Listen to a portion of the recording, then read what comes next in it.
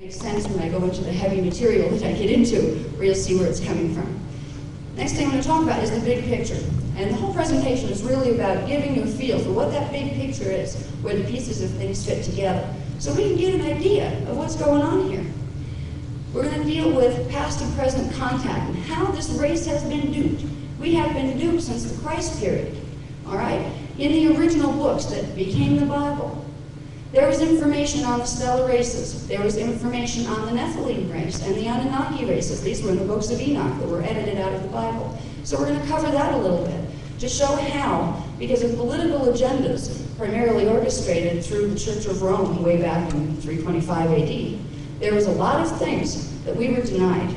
And that's not fair. We were denied our teachings of ascension. Ascension is a science. It's not a spiritual hot dog in front of your nose, behave yourself and you get it. And this is what has been used to do in our religions.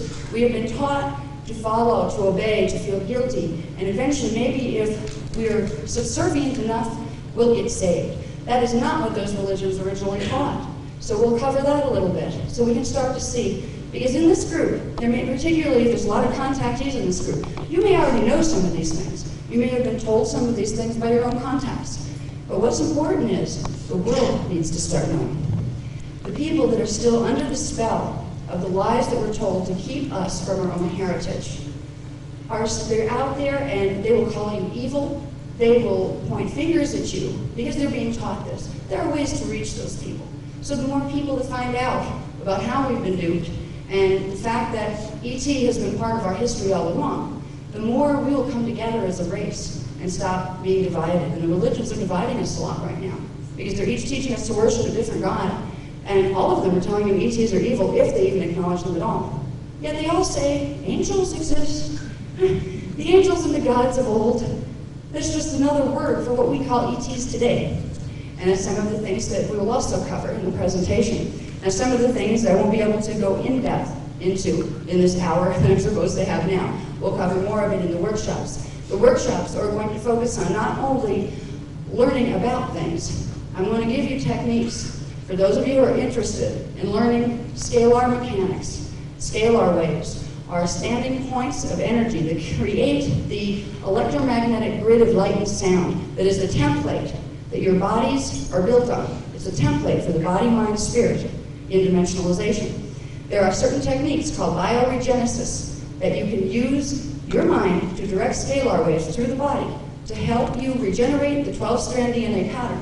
So these are some of the things that I'm going to get into in the workshops. I won't have time to do it here.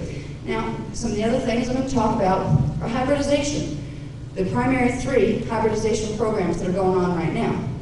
And I will get into that. I won't even tease you on who they are or what they are yet until we get into that part of the presentation. Then we'll talk briefly about one world order agendas. Not because it's a subject I like. I'd rather talk about spirituality and awakening and all of that thing. But the one world order agendas are running right now. And there are certain things that are being done that it's actually amazing that people can get away with these things or that they even want to. We need to be aware of what those agendas are. Because if we're aware of them, we don't have to be afraid. What's scary is not being aware and having them run over you. If we know what the one world order agendas are, know some of the flags, the little red flags, say, aha, that's something that has to do with mind control. That's trying to get me to go in a direction that's not in my best interest. If you can develop the differentiation between certain things that are occurring out there that seem benign but aren't, you will be empowered. And it's not about being afraid. Fear is the last thing that you need to do. Because if you get afraid of the negative things, if you're afraid to look at them, afraid to acknowledge they're there, that's when they sneak out and really affect you. Empowerment is being able to see the good, the bad, and the awful, and everything in between, and make a rational decision as how you will posture yourself against that, or with it. And this is part of what I teach. A lot of the spiritual people in the New Age movement get upset with me because I will look at the negative side as well as the positive side.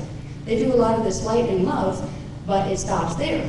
They don't want to know about both sides of the drama. Yet they say they want Christ consciousness, they want unity consciousness to unify the polarities. You have to see both polarities before you can unify them.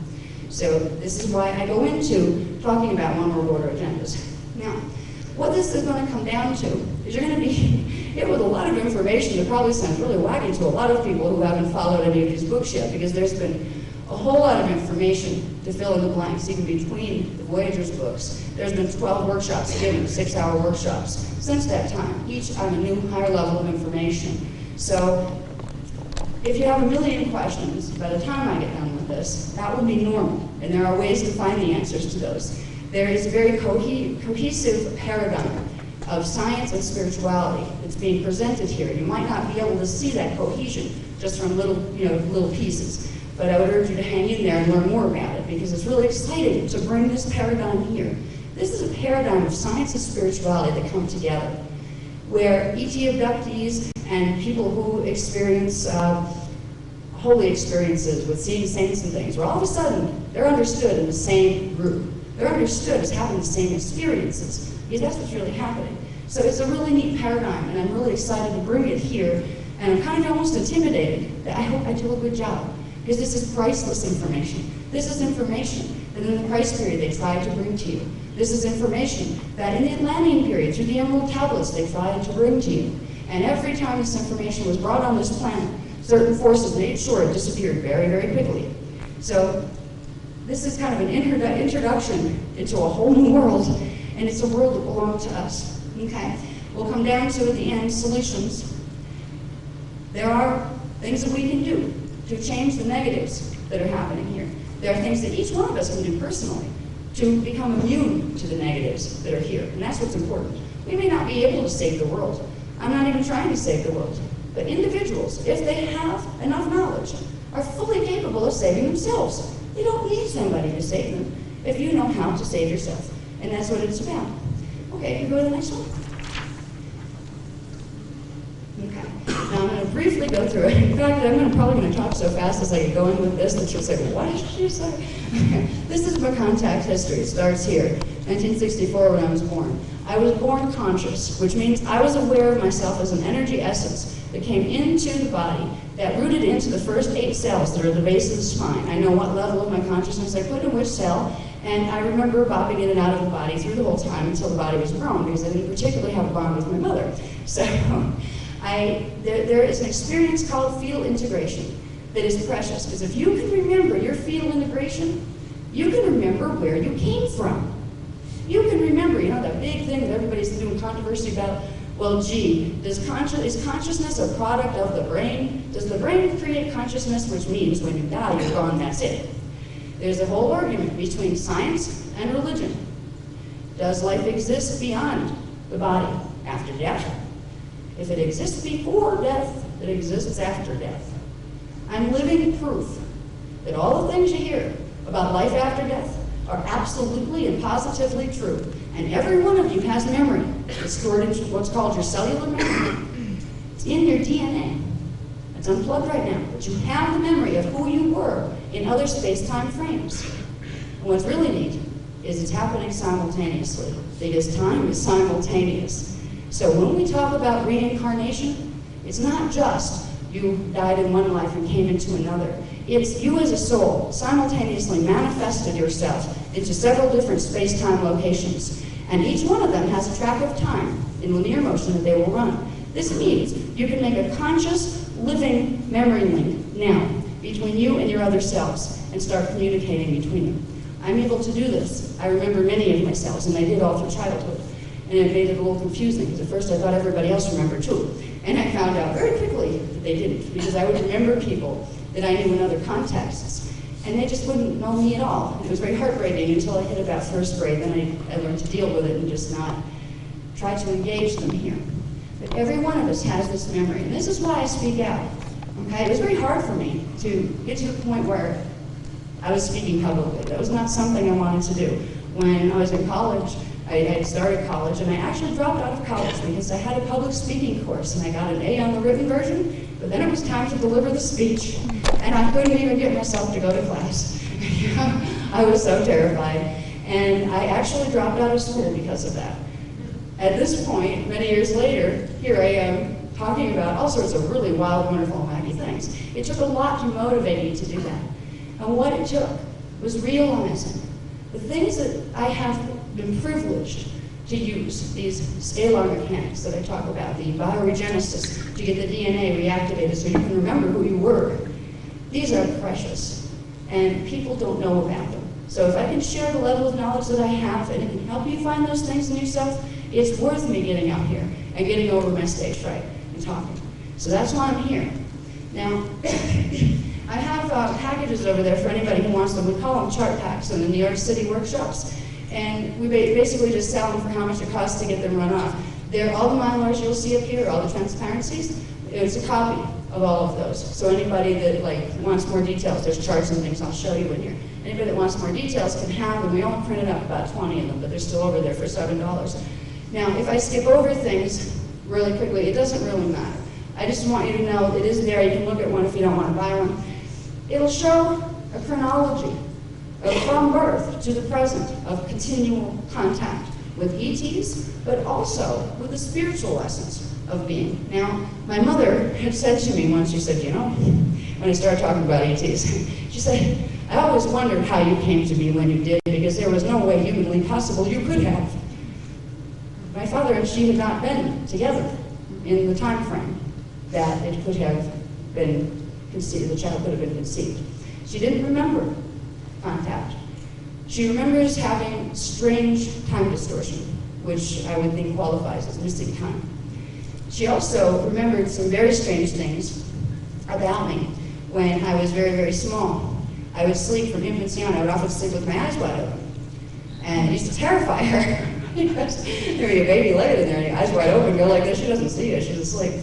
By the time I could speak, and I believe I started to speak early, pretty average early, I don't know, somewhere in the not exceptionally, not genius category or anything. But some of the first things I would say was I'd go to sleep, still have my eyes open, be in the crib, and I would be saying, the angels are coming to take me away, they're coming to take me home, and I'd be talking to myself. And it used to terrify her because she's listening to her not quite toddler in there talking about the angels coming to take her home, take her away. Sometimes she said I would wake up terrified that they were going to come and get me. And this was partly due because some of the angels aren't good guys. They were ETs that I was in contact with, ones that were out of my family matrix, my matrix of consciousness, which is the Melchizedek cloister.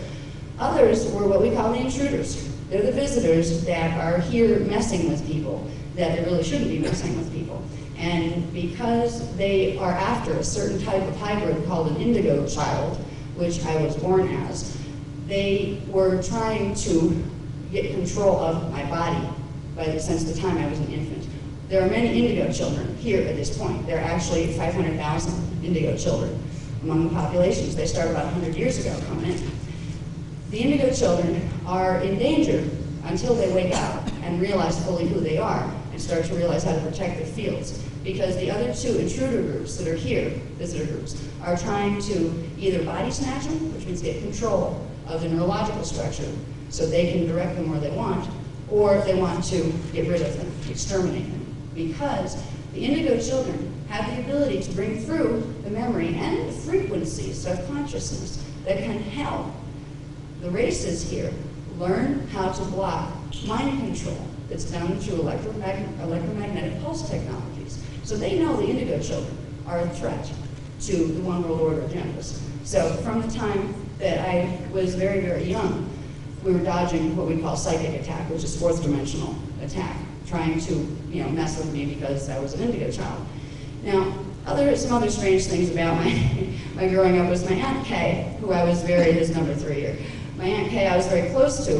We had this really interesting rapport. She was also an indigo child, much older than me. And we could telepath. I found I could hear her thoughts and she could hear mine too. I didn't have that with anybody else. But these are some of the things that indigo children and some of the other hybrid strains of humans have. They have accelerated genetic abilities, which gives them extra perceptual abilities. So I had the telepathic rapport with my Aunt Kay. Where I started to get into trouble with intruders was through my father. Not directly, he was a great man. He'd also had a service record. He was a flyer, he was in the Air Force. And he happened to have a very rare blood type. He had AB negative. And he was on the lists for blood donations and round the clock blood donations and those kind of things in the services because it was a rare blood type. What he didn't know, it was also a flag blood type that tends to indicate something called the Grail lines in the human gene code, bloodlines that are associated with the crisis period and with the hybridizations that came through there. So this isn't common knowledge, but it is knowledge within certain ranks of the government and within the Zeta forces, the little gray guys that are running around messing with us. The fact that my father had that blood type put me on a hit list, even if they didn't know about the indigo, that would indicate I could very well be. So a lot of people don't realize it. Where do they get on the list to become a contactee or an abductee? It could be something as benign as somebody finding out your blood type and they know something about it that you don't. They put you into a genetic category that is of interest, and that's what happened with me. It took me years to figure out how did they track me down like they did, but they did. Now, the reason for the conscious birthing that I talked about has to do with the DNA. I mentioned this a little bit before. It has to do with the templates for the DNA. Science is identifying the chemical translation right now of the templates of DNA, and they see a double helix, and they see certain codings within that double helix. You'll always see a double helix, but you'll see different codings emerge as the template for the DNA activates higher and higher and higher. With indigo children, they're born with the 6th strand activated in the 12-strand pattern. They have strand 6, part of strand 5, strand 4 is dormant, and then they have the usual strand 3, 2, and 1 that everybody else has active. You would not have three-dimensional consciousness if you did not have 3 strands of DNA activated. Science does not know how to see dimension level 1 frequency yet. They can see part of dimension 2 and part of dimension 3. So the chemical translations that they are finding and the frequency signatures under them are actually part of a greater pattern that science hasn't discovered yet. So with indigo children and with a lot of people, there may be indigos in this room, you just haven't realized it. You know, if you had like propensity to psychic type perception since you were little, or if you had invisible friends that were really there, or if you, psychic abilities tend to be one of the key factors for indigo children. That comes with 6-strand activation. So these are things that as we go along, think about what you might have experienced in your own childhood. Think about, were you extra sensitive to certain things? Even things like electromagnetic fields. You know, does it bother you to stand next to photocopiers? Do you get kind of sick? I mean, there's a lot of little things that can indicate if you have a gene code that qualifies as a hybrid strain. And it's not something to be afraid of, it's something to be glad in. It just means you're a little bit ahead of the game as far as evolution. It doesn't mean you're better than other humans that don't have that. It just means you're here to help them. If you have an advantage, you help them to get that advantage too. That's what true, more evolved beings do. They don't come in and say, well, I have 6 strands of DNA, I'm so much better than you. It's not now.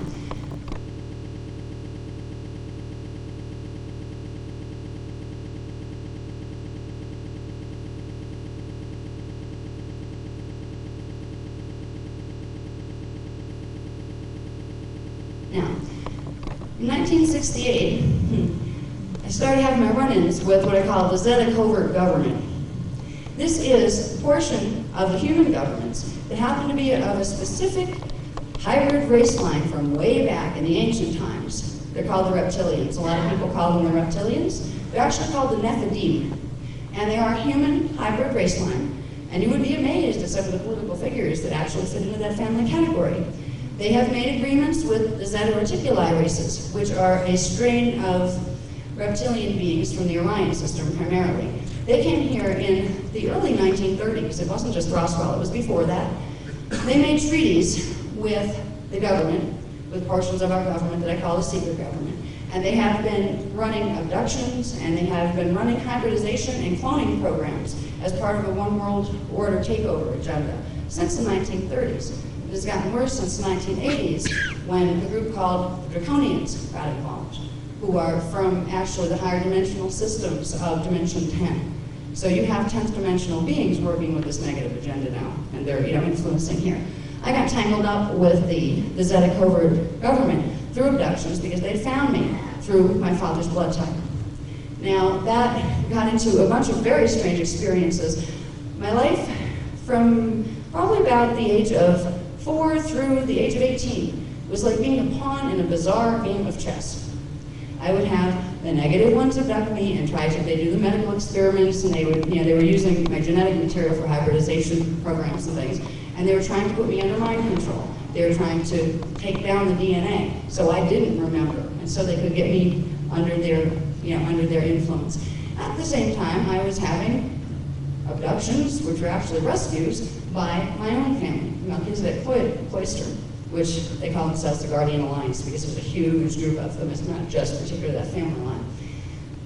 I had years of literally 5-6 times a week being taken places. It was more normal for me to be dealing with aliens than dealing with humans here, because I had live contact. They would come down with the ships. The negative ones would do the body block, which is a bioneurological block on the brain chemistry. It's an electromagnetic pulse technology that allows them to hit with frequency certain parts of the brain that literally cause the motor skills to stop functioning. If you've ever had abductions where you find yourself freeze-framed, you can't move. Maybe your eyes can move and your brain can move and you want to scream, but you can't. This is part of this technology that's used by the Zetas, and it's also used by the interior government. Okay, so I had a lot of those running.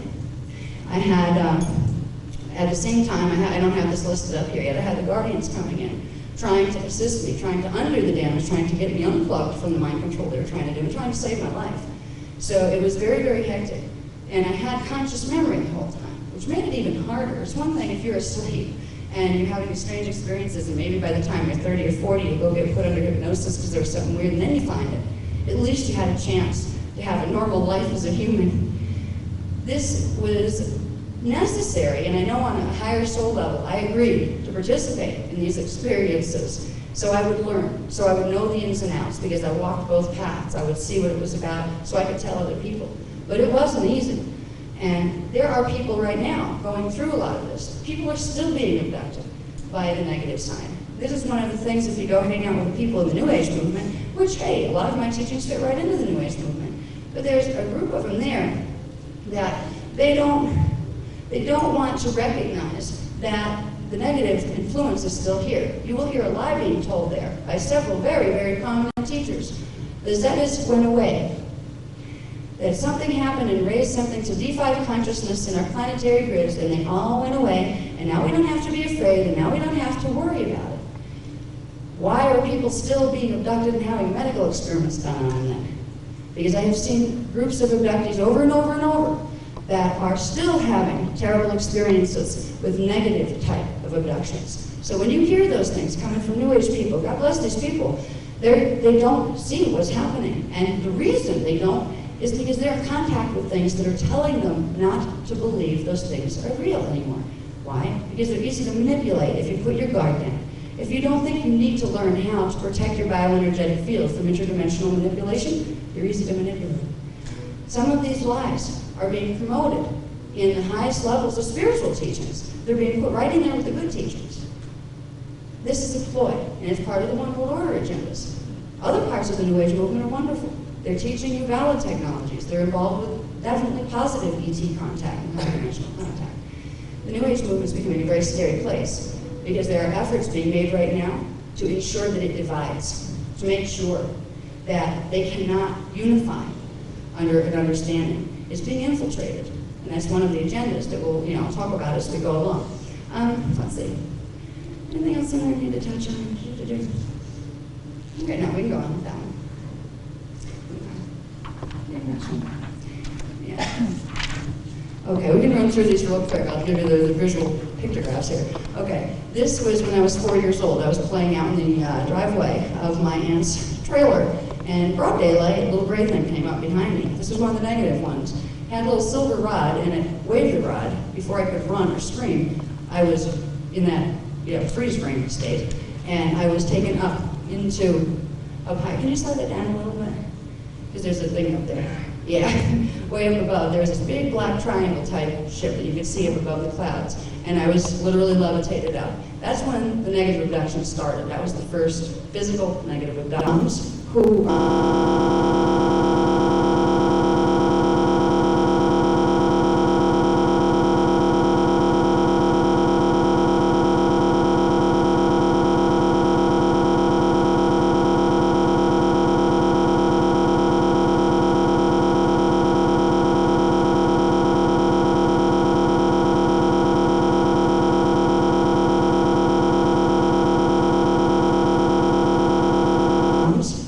are called Zeta-Runelov, who have a completely different facial look. And all of them are united from their original race called the Zephelium. And the Zephelium are actually 10th dimensional beings. They, when their genetic code was in its normal form, they could hold 10 dimensions of consciousness. And they were blue-skinned. And they were very, very negative. They were blue-skinned reptilian race that has wreaked havoc with our history and our evolution for thousands and thousands of years. So the Zetas all come out of the Zephelium races. Okay, we go on. What this is, by the way, this apparatus, that apparatus there was a Keylontic table. They use Keylontic morphogenetic science, the science I talk about in my books. They use it in a negative way. They use it with external technologies where they can literally recode your body template, your DNA template, by sending certain sound frequencies and light frequencies in. And that was a table that they used to do that. That was one of the ways they would try to put people under mind control. And it works. If I hadn't been fortunate enough to have the guardians, if I hadn't been fortunate enough to be an incarnation of one of the Amalur monkeys of that cloister, I would not have got out of that situation alive. There's another reason I talk about the negative things. There are people that this is still being done to. And we need to be aware of it. We can do things to change it. Okay, this one, when I was age 12, I had one of the strangest abductions I've ever had. It was a negative one, but there were no ETs involved. I came out on my porch because I saw lights. It looked like lights coming, it was like very late at night. It looked like lights on the snow or the field out in the country. So I went out to see what it was, and I got grabbed as I walked out the door, one person on each side, and something went over my mouth, and I believe it was chloroform because I was out. I woke up, and I was in a military type facility. Again, I'd been taken to military bases that had lots of Zetas running around. But this was different. I was in a military facility in what looked like a hospital, and I was restrained. And there were human doctor type people coming in, like giving me shots and these kind of things. And then I was dragged into this one area and interrogated. And that's what's being shown here. And they had given me some type of drug, and they were trying to get me to tell them I don't even know what, I still don't know what, probably about the good guys, because they knew I was actively being contacted and taken on the other side. That was the only abduction I'd ever had that had no aliens in it. They were all military type humans. They were, I believe, they were Navy, a lot of them. And this is scary to me, because most of the people in our armed services, they're good people just trying to serve their country. They don't know about these things. These are top-level, ultra-top-level security programs that are being run, that even the people in our military don't know about, except for that little echelon of people that manage to pass the right tests and have the right G codes. Because if you want to know, in the military, what people get privileged to have the real high top secret information about the ETs, it goes right down to the gene code. Only the ones that are part of the Nephilim races from the ancient times, the reptilian gene code, they're the ones that formed MJ12. They're the ones that are being chosen and permitted to have this knowledge. So no matter how hard somebody tries to be on the covert inside side, they're not going to get there unless their gene code's there. So even the military is being run around. And I feel bad for these people because I've known lots of people in the military that are good people. My father was a flyer. He was a good person. He wanted to serve his country, and if he knew what was going on here with Americans being sold out over ET contracts, he would have totally rebelled. So would 90% of the military. That's why they don't tell them. If they knew what was going on here, if they knew that our democracy is being taken right out from under us, because that's what's happening here. The one world order agenda that's running right now, it's taking our democracy away. We have an illusion of democracy, but behind that, we have a dictatorship that's being run by a couple of groups of individuals, a couple of families of human Illuminati, human Nephilim families, that have to do with the multinational corporations, the world banking system, the world management team. It goes down to MJ12, and out of that came the CIA, a whole bunch of things. If any good American realized what was taking place here, they would have absolute revolt on their hands. But that isn't the solution. It's not going to work. So I'm not saying rise up and revolt, no. We need to re-evolve rather than create revolution. Okay? Re-evolution instead of revolution, because revolution will just get us killed. If you don't get accused of being wacky and they lock you up someplace or they tear you, trash your career and make up stories about you to defame you and make nobody believe you, then they will, if they have to, just simply take you out and make you be gone. This is how this program works. This is going on in America and in other countries. If we ignore this, it isn't going to stop. And as we move through this, I'm going to tell you a little bit more about how this is manifested someplace else, a place called Parallel Earth. And I'll show you a little bit about how that's a reality. It's not just sci-fi. There's a heavy science behind this that shows the reality of parallel Earth and Earth. You know, the Earth isn't hollow. We're talking frequency scales here. So I'll talk about that in a little while. Let's keep going. Thanks. All right, this is just a quickie. This was one of the bases that I was taken to in the negative abductions. I have no idea where it was, but I was taken at night, and we were brought in by these, they were like collector ships, and there were hundreds of children, and sometimes adults, but usually I was with children of all sorts of different races. Some weren't even speaking English, and we would end up waking up in the bottom of these metallic like holding cells, just kind of like strewn on the floor, and we would be deposited in these places, and then we would be separated, and I think they separate us by potential genetic something or other. I'm not even sure what they used to separate us. In these bases, it was terrifying because you would see hundreds and hundreds of children, all in little uniforms that they put you in. There were red ones, there were blue ones, there were green ones, there were dark blue ones. They meant something different. Each class of uniform meant you were being filtered over to a different facility to have something else done to you. There were hundreds of children here. They're taking children. It's the truth. And nobody wants to seem to believe it. I try to speak to the spiritual people about this, and all I get from them is, oh, our channels told us that the Zetas all went away.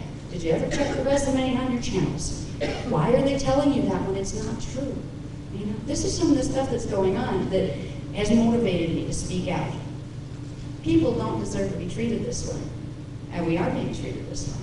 A lot of the missing children on our rosters, they're not missing because some psychopath decided to take them and, you know, molest them and then, you know, throw their bodies away. They've been taken and not brought back, some of them. This is happening, and we have the power as individuals to begin being empowered as individuals. And only empowered individuals will have the power to begin shifting what's happening on a mass level here. That's the message that I'm trying to get across to people. Let's keep going. Thanks. These are some of the intruder races. Up there on the left, you have a classic style Anunnaki. It's a Syrian Anunnaki. They're from the 4th, 5th, and 6th dimensions primarily, but they're also capable of being fully physical in dimensions 1, 2, and 3 like us. They have messed with our race for thousands and thousands of years. They have been jealous from the inception of the human race. The human race was thought of and made into being 560 million years ago. We are a very old race. It's a very old race we're part of here.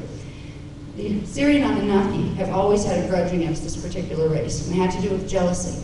It had to do with we having 12-strand pattern DNA, and they having only 10. It had to do with who got control of what stargates way back when.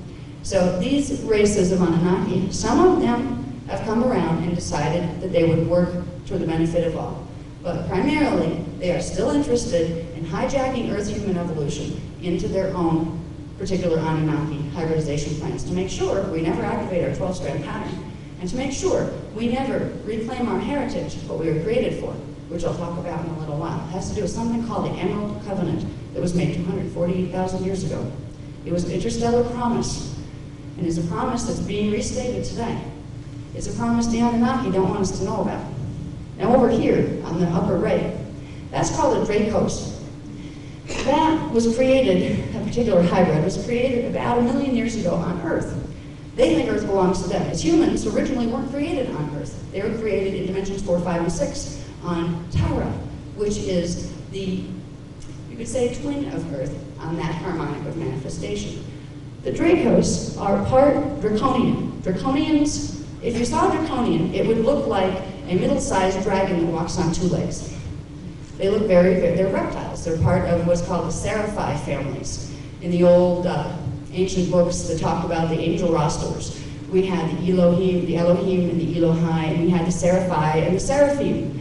All right, the reptilian lines come out of the Seraphim families, and they're no more angels than anybody else. Angels are ETs. If we can get this through our heads, our past will make a lot more sense when you think about what's written in the old religions. They talked about angels. They talked about fallen angels. This is what they were talking about. Okay, so we have Dracos that they're half human and half draconian. Some could look a little more human than that, others don't. they tend to have a nasty temper when it comes to humans. They're very militant, and they tend to just have very little patience, unless they're trying to con you. Then there's a couple of people I know specifically that are in the circuit that are being moved by them. And they think that they're being treated nicely, and they don't realize the agenda that's behind it. They're tricksters. The Dracos like to trick you into joining their reptilian evolution. Yeah.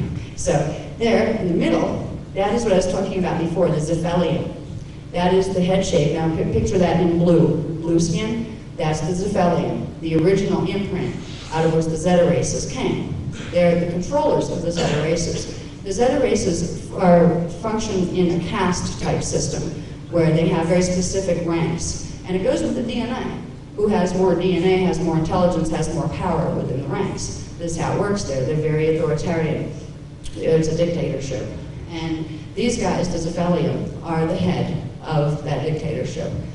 The little guys down here, we have over on the left, that is your standard little gray. It's a mutated version of some of the other insect reptile type strains out of the Zeta matrices. They hybridize themselves kind of to death. They cloned and cloned and cloned, and they crossed it with other things and then cloned more, because they started to lose their genetic integrity because certain things they did to their planet.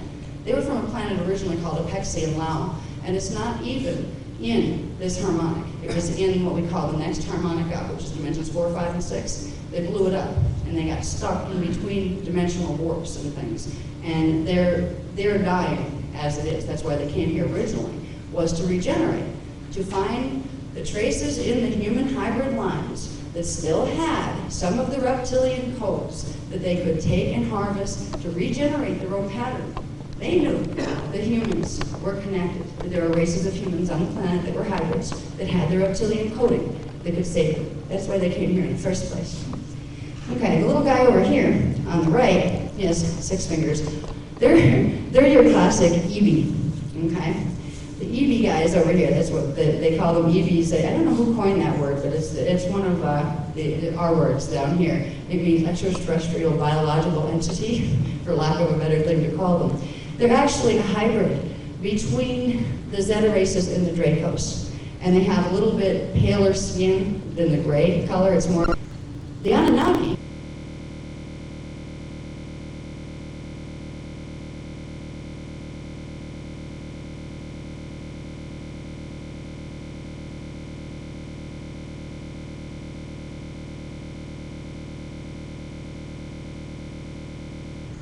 The Anunnaki don't get along with them.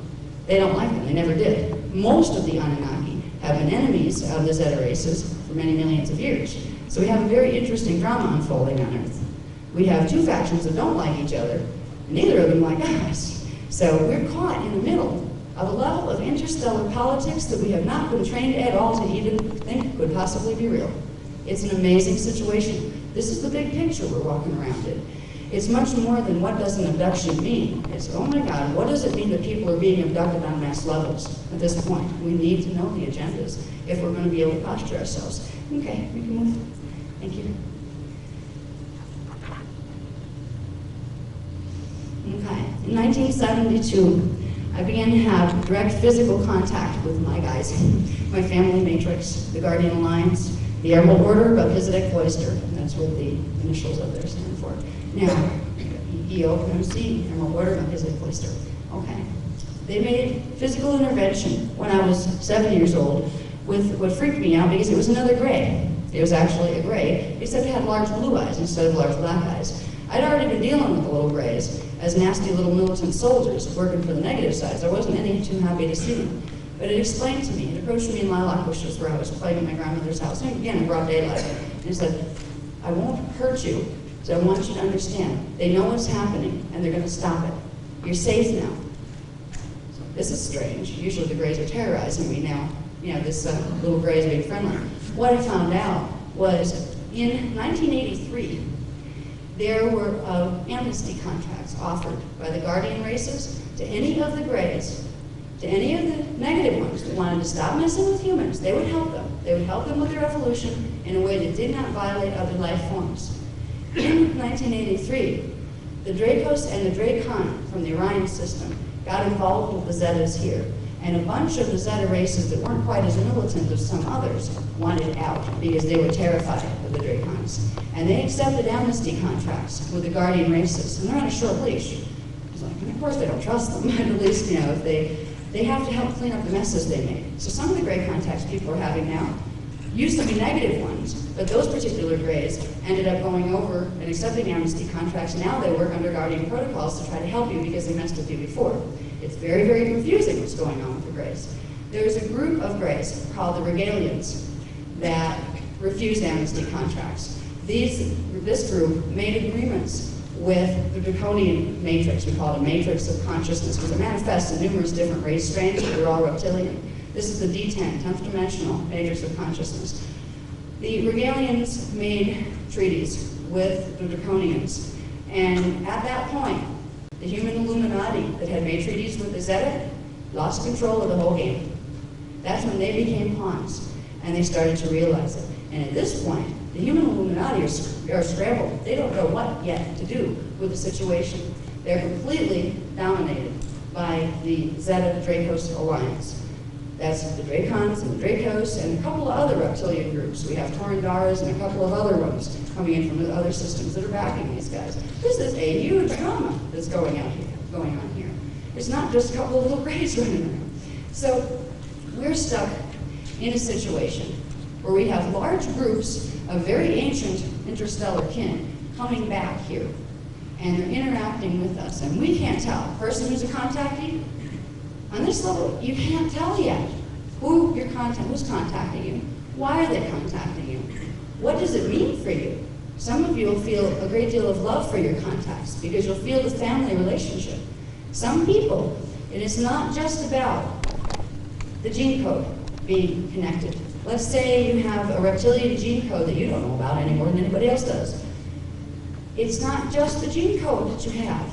The people with the reptilian gene codes tend to incarnate as consciousness out of that matrix of consciousness in the higher dimensions.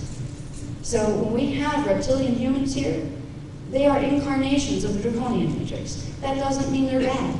Once they're down in human form, if somebody shows them they have the choice, they can choose not to play ball with the agendas that are harming other life forms. Just because you might have reptilian coding in your DNA does not mean you're a bad person. Just because you might be an incarnate out of one of their matrices does not mean you're a bad person.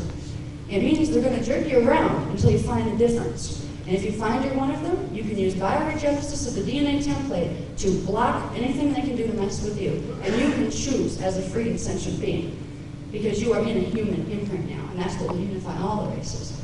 So there's a lot going on here, and there's a lot at stake. I'm touching on little things that I could probably take one subject and actually go for 4 hours of, but I don't have time to do that. So I'm going to keep rolling.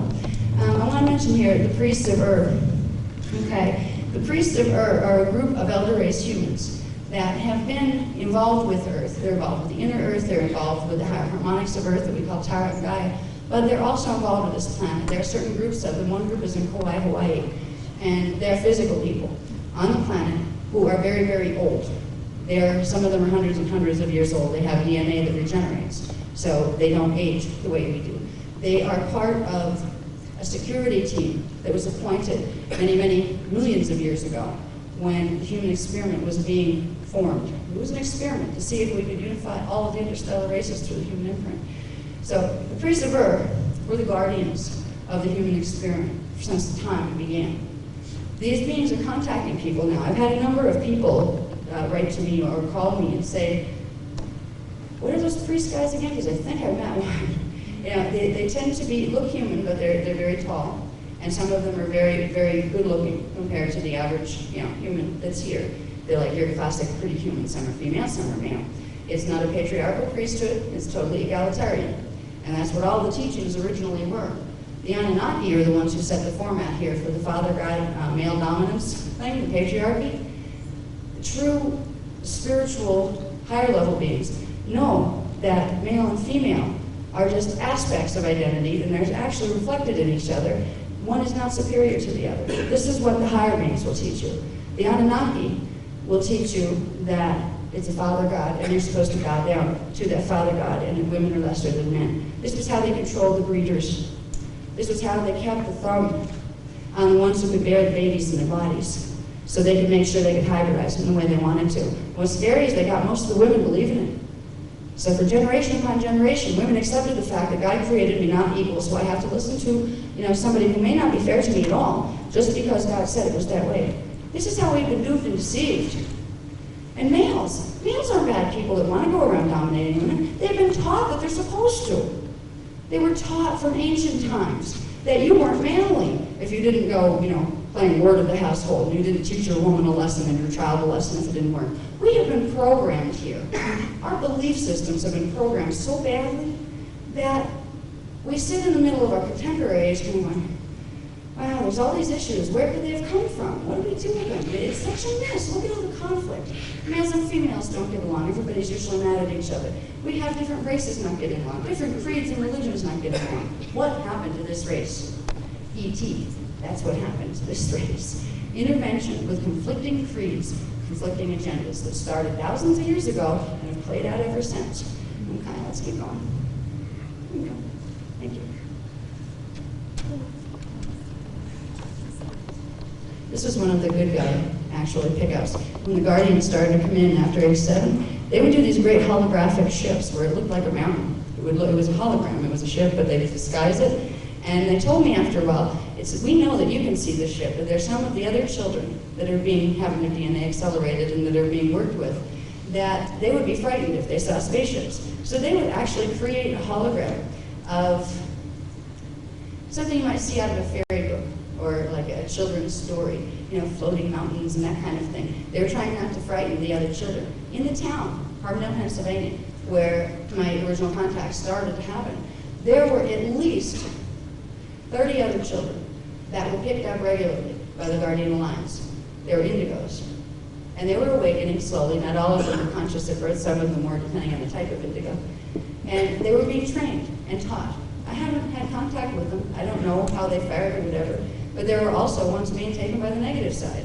And I do believe the reason Carbondale, Pennsylvania became such a hot spot of picking up children was because the negative ones were messing with the children there. So the Guardians would come in, and since they were trying to rescue me and a few others, they might as well try to undo the damage that was being done to a lot of the children. So it was a real hot spot there in Carbondale, Pennsylvania.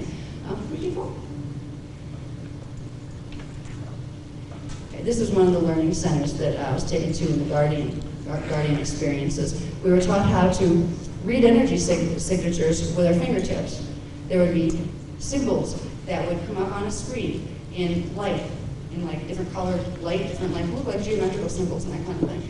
We would be taught to put our fingertips on them and use the breath a certain way. And I teach some of these things, these type of things in the exercises, where you use the breath a certain way, draw the energy current in, run it through what's called your Kundalini energy, which is the energy that runs from the base of the spine into the pineal. It's a life force energy that most of us don't use most of. You can run these energy signatures through, and you will get direct cognition. You'd have pictures open up in your mind, all sorts of really neat things. It was a great form of communication. That's one of the things I was taught with the Guardians, and so were the other children that were taken on these type of experiences. We can keep going. Thanks. Okay, they also taught me once I hit about 13, they were doing almost nightly, these were the good guy grays, almost nightly out of body. They were teaching me how to do astral projection, how to do out of body. I could already do it a bit, but I didn't have control of it. I'd kind of find myself out of body and kind of freak out and go flying against the wall as consciousness and not know how to get myself undone. I remember hanging upside down on the ceiling and being in a body shape in my astral body, looking down at my other body sleeping, and I was hanging upside down like a bat. And for the life of me, I couldn't figure out how to get the head up and the feet down. It takes a while sometimes to get used to the astral body. And in these experiences, they were helping me. The Guardians were sending in some of the grays that were, on amnesty contracts to help me learn how to get control of the astral body so I would be good at it and, stop splattering myself on walls and things. Ready to keep going. Okay, these are Guardians. Some of them. There's many, many other forms. Some of them look very much like us. Some of them have been here for thousands of years. The Gray Alliance, the Christie Alliance, they like to call them. That's a hybrid strain. And it's a hybrid Guardian strain that contains the original 12 to 48 strand imprint of the human and the pre-human forms. All right, what we have here, up at the top, and the left, that thing, they won't be here probably visiting directly for about 500 years. A few people see them in encounters. I've had a few people come up to me. They're called Zionites. They're actually very scary looking, but they're not scary beings. They're very pure beings. They're a combination of what's called a cloister race human, which was the original ancient humans that had like a 12-strand DNA imprint, plus certain types of fish beings. And they look reptilian, but they're not reptile. It's more of a fish strain. They're kind of like man from Atlantis concept. They can live on land or underwater. And they're going to be here probably, if things go well here, in about 500 years, to really help settle the oceans and those kind of things, to help us with that level of evolution. They tend to only communicate with people right now in the etheric level or in subtle forms of contact because they know that their form and their size, they're very, very tall, something like 12 feet tall. They would be very intimidating for a human to meet physically. And because of all of the things we've been told about demons and what demons look like, because of their looks, they know they would be prejudged, and they don't want to frighten humans, so they tend to not communicate unless other groups have been working with a particular contactee for a long period of time, and you kind of get introduced to ones and don't panic, they're okay. So if you ever see them, they're Zionites. They have a very pure form of consciousness. I've dealt with them, and I've had them, they've actually served as guardians for me at certain times when I was under a lot of attack, psychic attack and things. They would run interference until I learned how to hold my own fields, which I do now. I don't need their protection now because they taught me how to protect myself. But they were very helpful, and they protect a lot of abductees and a lot of contactees, even though they don't, contactees might not be aware of it. The funny little guy in the middle there looks almost like Scrooge, down, in the middle. The one that looks like Scrooge with the bald head. Here. Okay, there we go. Okay, now I got the pointer. Okay. All right. This guy here, that is called an Anahazi, or a Syrian white. The Anahazi are actually Lyran Syrians. They were the original founders race that the human lineage came out of before it became human. The Anahazi combined with a couple other things to form what was called an Orophene, which was the host race that the first original human imprint called the Tornicium was put into. These guys are the founders of this lineage. And they look a little funny, and they're very, very white, and they have some strange looking eyes. They can go, their DNA allows them to transmute from literally pre-matter, liquid light, all the way down into manifestation if they should choose to do so. This is what we have the ability to do once we get our DNA activated. You can teleport, you can demanifest, you can remanifest. This is the heritage of this human race. These guys are living that heritage, okay? They know how to do this. They work with people who tend to have contracts here, who came in with birth contracts to serve as part of the awakening of the races here, because there was a big awakening going on in this time frame. And as we move along, I'll talk about a little bit about why that awakening is happening at this particular period of time.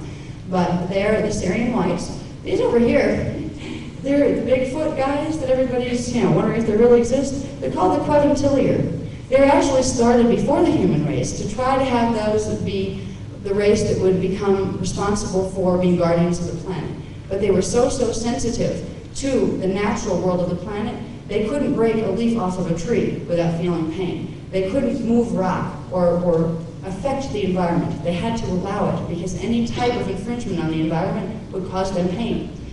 So they turned out to not be a really hardy enough race in terms of their sensitivities to be able to do the manipulations it would take for for race evolution here. If there was going to be a race that was going to help to unite all the fragmenting interstellar races, it was going to require building things on planets, and building things required moving stone and different things like that. These guys had a real hard time with that because they felt most of them. They're coming from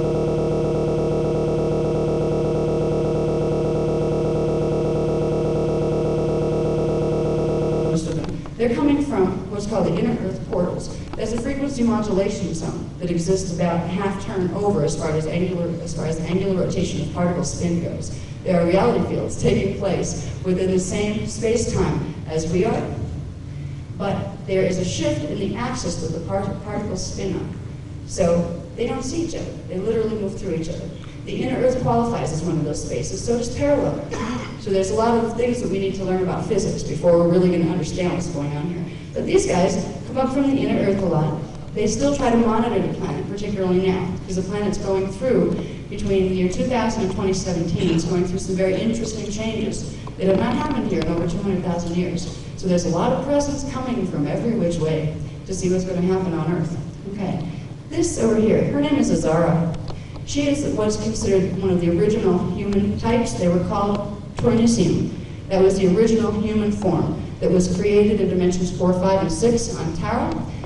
It was out of that strain that the 12 tribes of the Earth human lineage were seeded by breaking down their DNA pattern into 12 groups. And that's where we got more gender differentiation that we have down here. We didn't have that when we were in these forms. There was still male and female, but it was much more blended than here.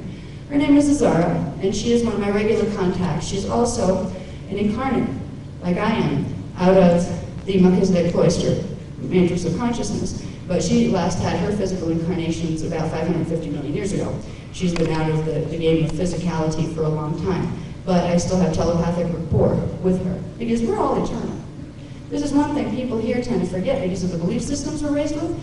Every one of us here is an eternal being. And as soon as you remember your fetal integration process, you realize it. Yeah, I did come from somewhere else. I always did. I was always around. You realize that you have many, many lifetimes, many life experiences that apply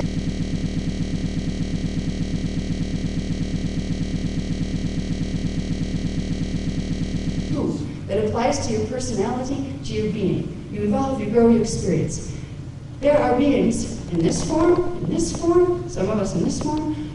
We have connections to them. We actually have incarnations in those other forms, in the higher universes. This is something that most people here don't have any concept of yet. Some are saying, okay, I can deal with reincarnation. I had other human lives.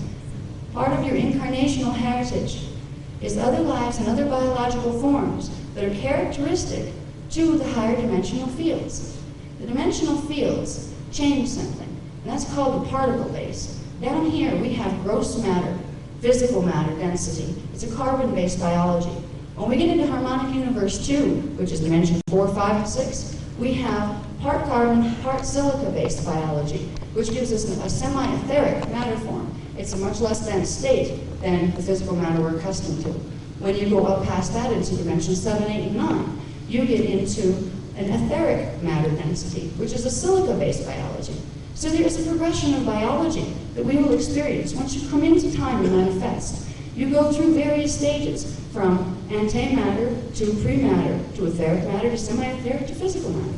It's a whole progression.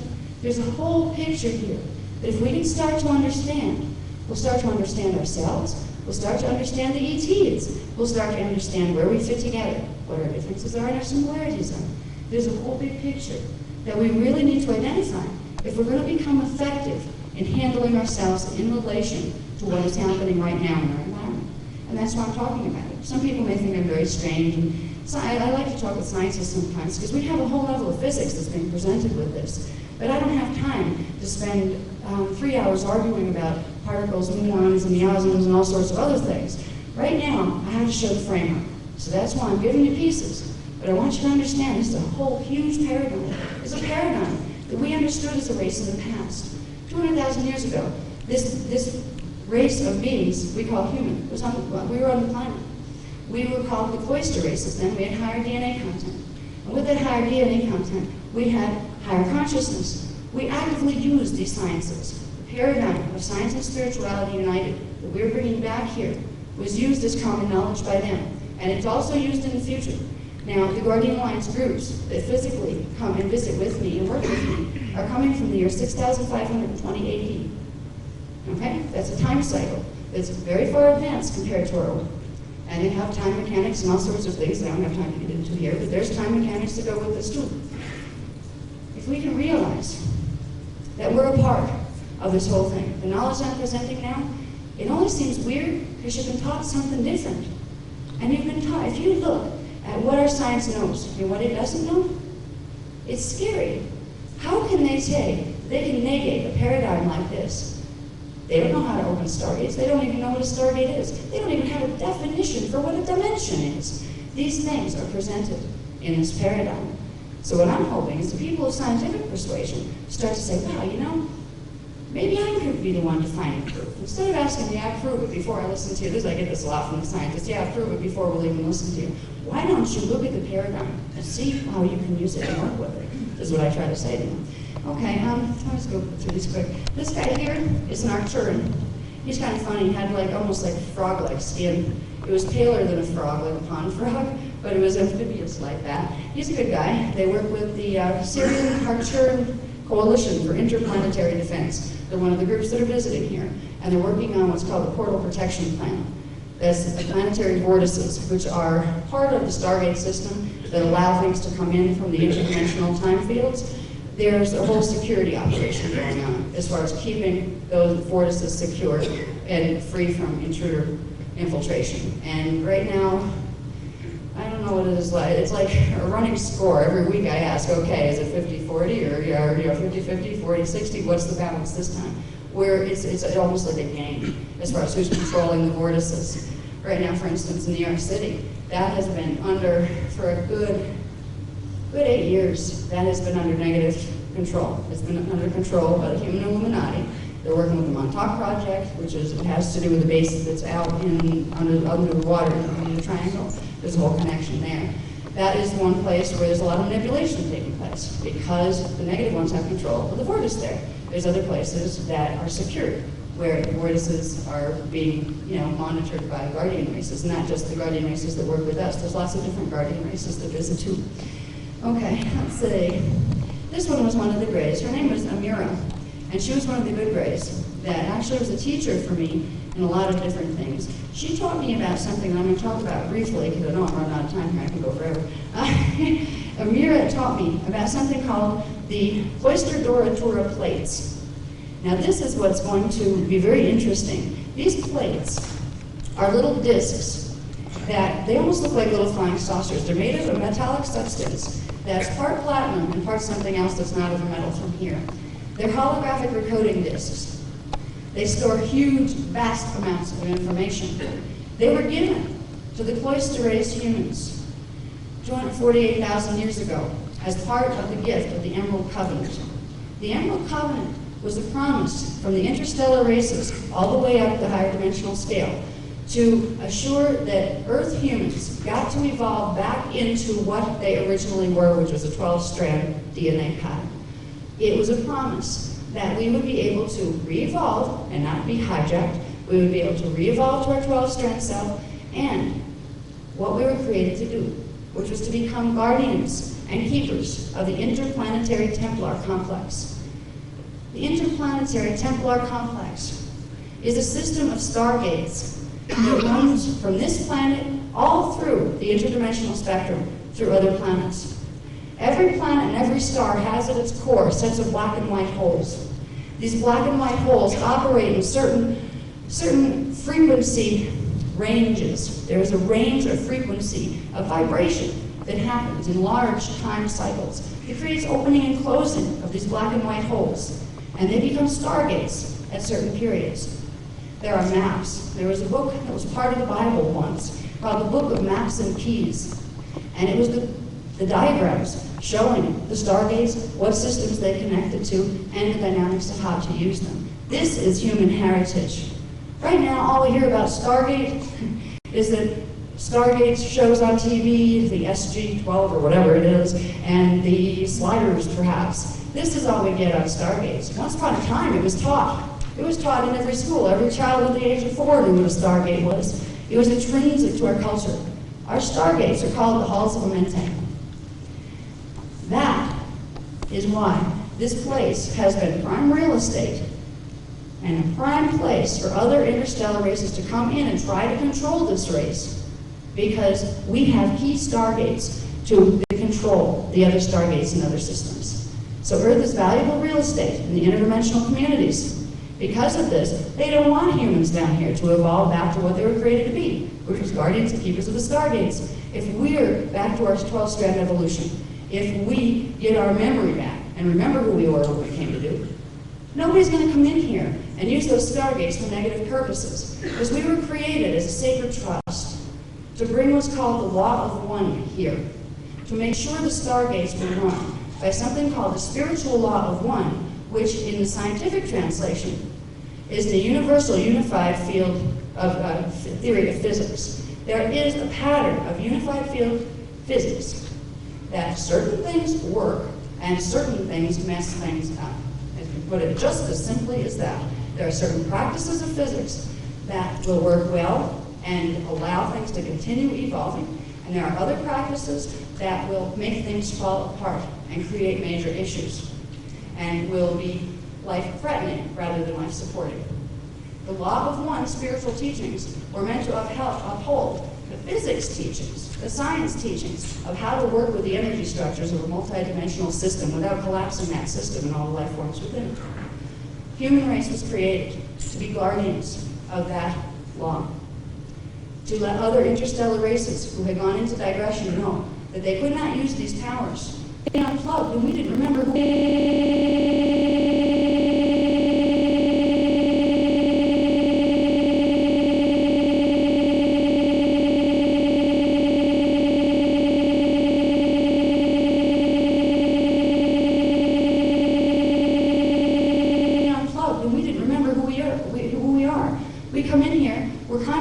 Until we birth here. Then all of a sudden we go to sleep because our DNA blocks out the rest of our consciousness.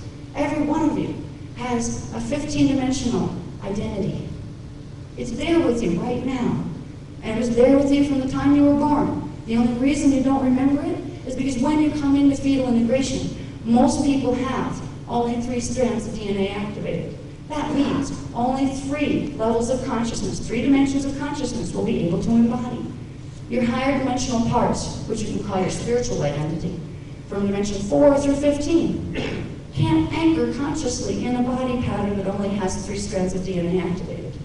But through bioregenesis, you can activate those strands again. You can progressively bring them back into life, and it creates the integration of your higher self. You'll begin to remember who you are and what you came to do. That's what it's all about. This is where science and spirituality go hand in hand, and it's so important that we realize it. Okay, I'm going real quick. I'm trying to flip through these two. Okay, this one here is, oh gosh, I haven't seen it in a long time. Ramthankana, they call themselves. They're a hybrid version that are connected to the Mayans, actually. The Mayan races that were on the planet once, they're kind of like the keepers of time, even in the higher harmonics. They work with the guardians. They're hybrid of about 6 different things, so I'm not even sure what they're hybrids of, but they have given the first book, the Voyagers Sleeping of Deputies. Part of the information in that was given directly by them through what's called Keylontic communication. That's where they actually send you little emails. If you look at the 6th dimensional level and higher of my auric field, you would see little spheres of energy, little balls of energy hanging there in the field. And it's not direct contact, it's like leaving an email for somebody. And when I want to, unravel what that information is, I take it and pull it into my pineal gland, run energy from the kundalini at the base of the spine up through it, and it opens up and it translates through my natural language patterning into my home language.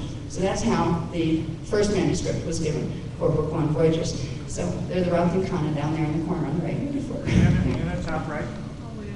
Oops. Very top. Oh, this guy up here, I forgot about him. They're called the Athean.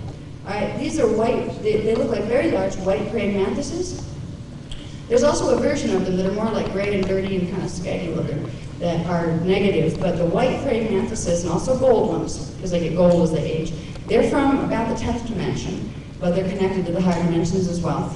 They accompany a lot of people in their abduction experiences. They work, if you see an Athean, if you're having experiences with a gray, say a little gray, or those type of beings, and you have Athean with them, the Athean are there for a couple of reasons. They're either there as infiltrates to try to help you get away from negative grays, or they're there to help train grays that have come over to the good side on how to treat humans properly.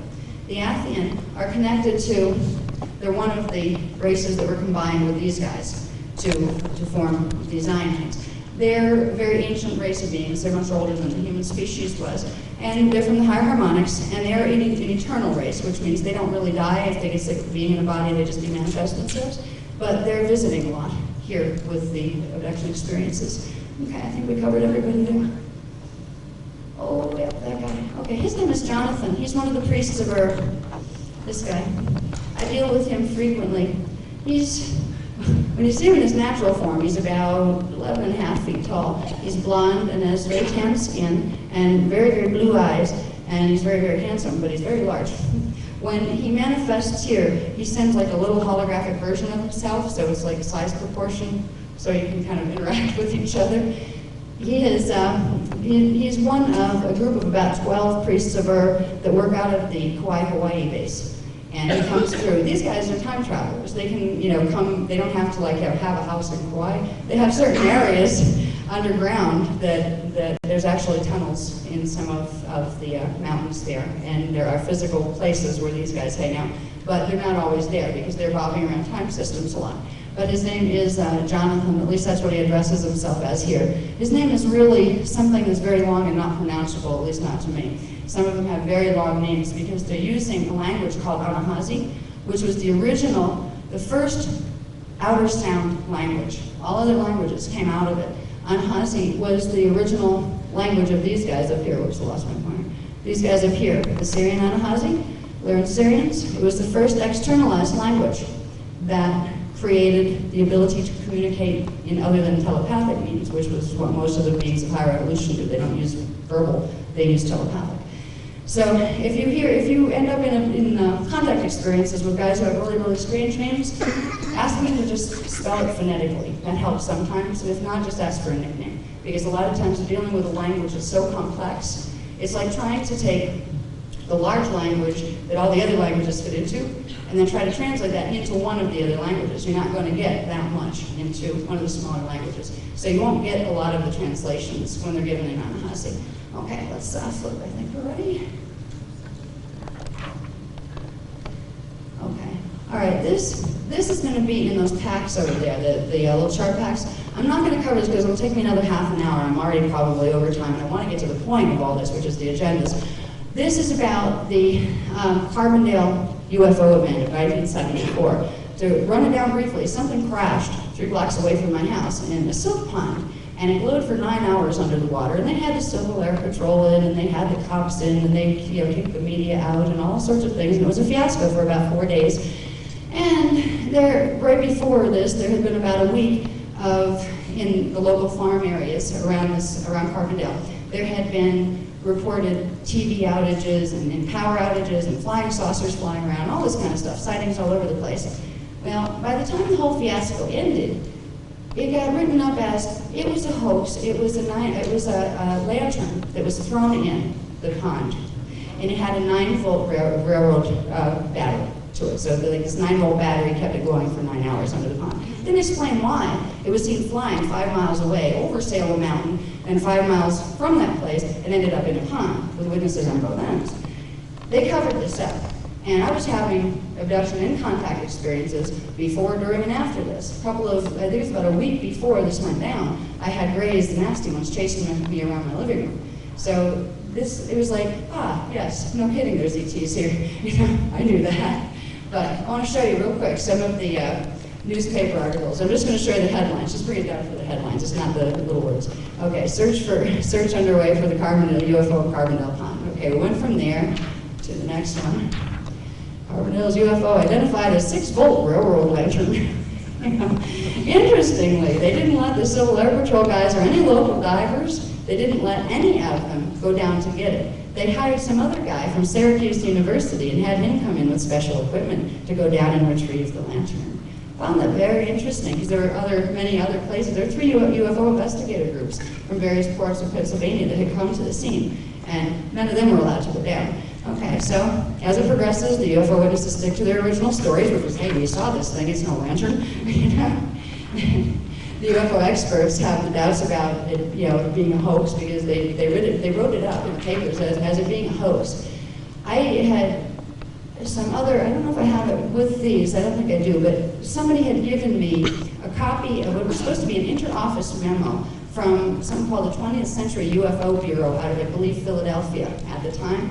And I believe the guy's name was Robert D. Berry, was the director. He had written an inter-office memo to the people in his office regarding this case, saying that they had been forced to lie to the media, the 3 groups, to concur that nothing had happened. They had been threatened, that there had been 8mm movie shot of the whole thing and it disappeared. That it was a cover-up. And he had said right in the memo that he felt bad for the people, the witnesses that came forward, because they were being railroaded. There was no railroad land, they were being railroaded. So there's a lot more to this case. I haven't even emphasized this when I talk. I figured I'd bring it out with this group because this is a UFO type group, it's not just the spiritual guys. But there's cases, like mass events going on around me, not just my own personal experience. Okay, we can keep going. 20 years later, still, they don't know. Okay. Now, this just shows between 78 and 97, there was a whole bunch of other different levels of contact. And again, if you want to look at them in the chart packs afterward, we can, because my experiences are less important. I think I showed you enough to where you see there's a real progression here, so I might know what I'm talking about. I want to get to the important stuff that you need to know about what's happening here. So, okay, that was the Mantis experience when I had the fortune of meeting one of the 12-foot Athian beings. And I had a bunch of missing time there because I wasn't quite ready to be let in on some of the agendas that were running. It was a mass event in a theater that we had light balls flying all over the place. We can go through those real fast. Okay, I do have in 95, I ended up with a hybrid child. Her name is Charlemagne. It was the first time I got to see her. And she was in this thing that actually looked like a crystal. They have something called citycraft that are parked in the fourth dimensional frequency bands in the time cycles of fourth dimension. It's a little bit less dense matter state. And that's where they're keeping many, many of the hybrids. And there's many, many women who have been contacted here who do have children in these places. And if they're created through experiences that were not negative, that were not through negative abductions, there will be a time when those women will be approached by guardian groups and asked if they would like to meet their children. They won't do that. The guardian groups won't do that if they think it will interfere with your evolution here, or if it will terrify you or frighten you, or get you so attached that you can't stay here. This is one of the big reasons that they don't tell some of the females that they blank the memory as far as having the children, because many, many females here, once they realized that for one, the ETs are friendly, for two, their environment up there is a whole lot nicer than what we have down here, and they treat people nicer than most humans treat each other. Three, you have a child there. Most females would want to go, And this is a problem where it becomes a real problem for the female. They're very, very torn, particularly if they have family here. And a lot of times the memory will be withheld until it's a better opportunity where it won't mess up your life as a female here by getting attached to a hybrid child.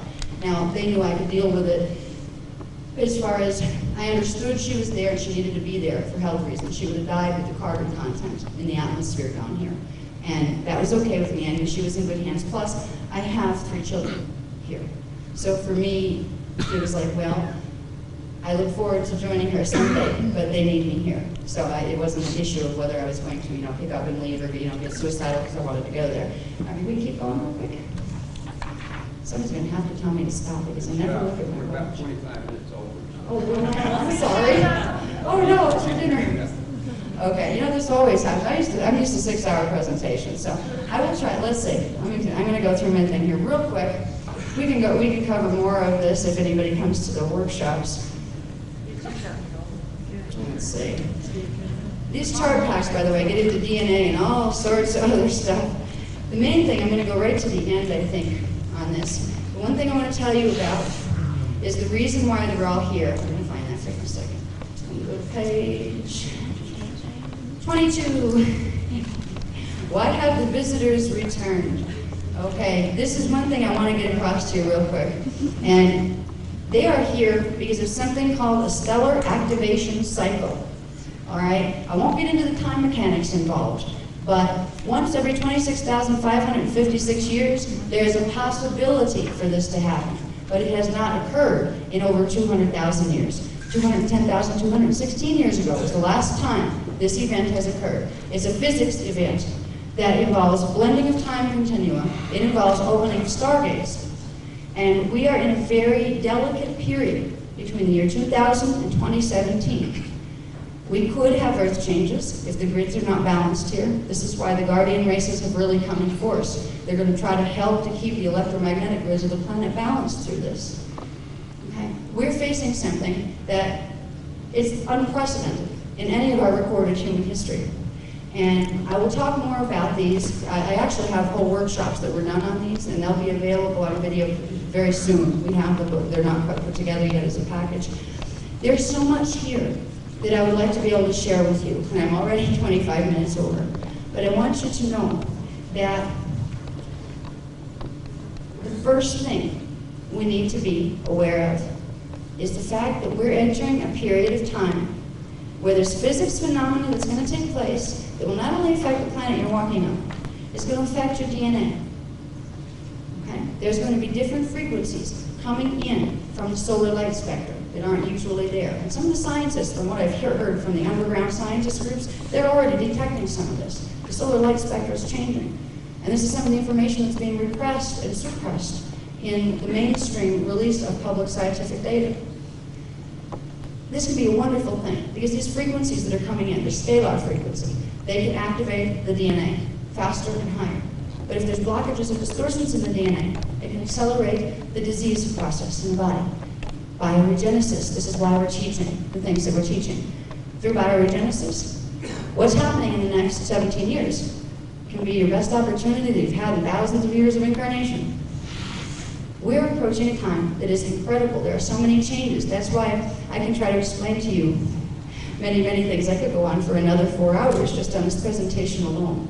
But let's see. Let's go to the next one. I'm going to show you this. I have some idea of what a stellar activation cycle is. This is one of the diagrams that's contained in the chart pack there. It's called a stellar bridge.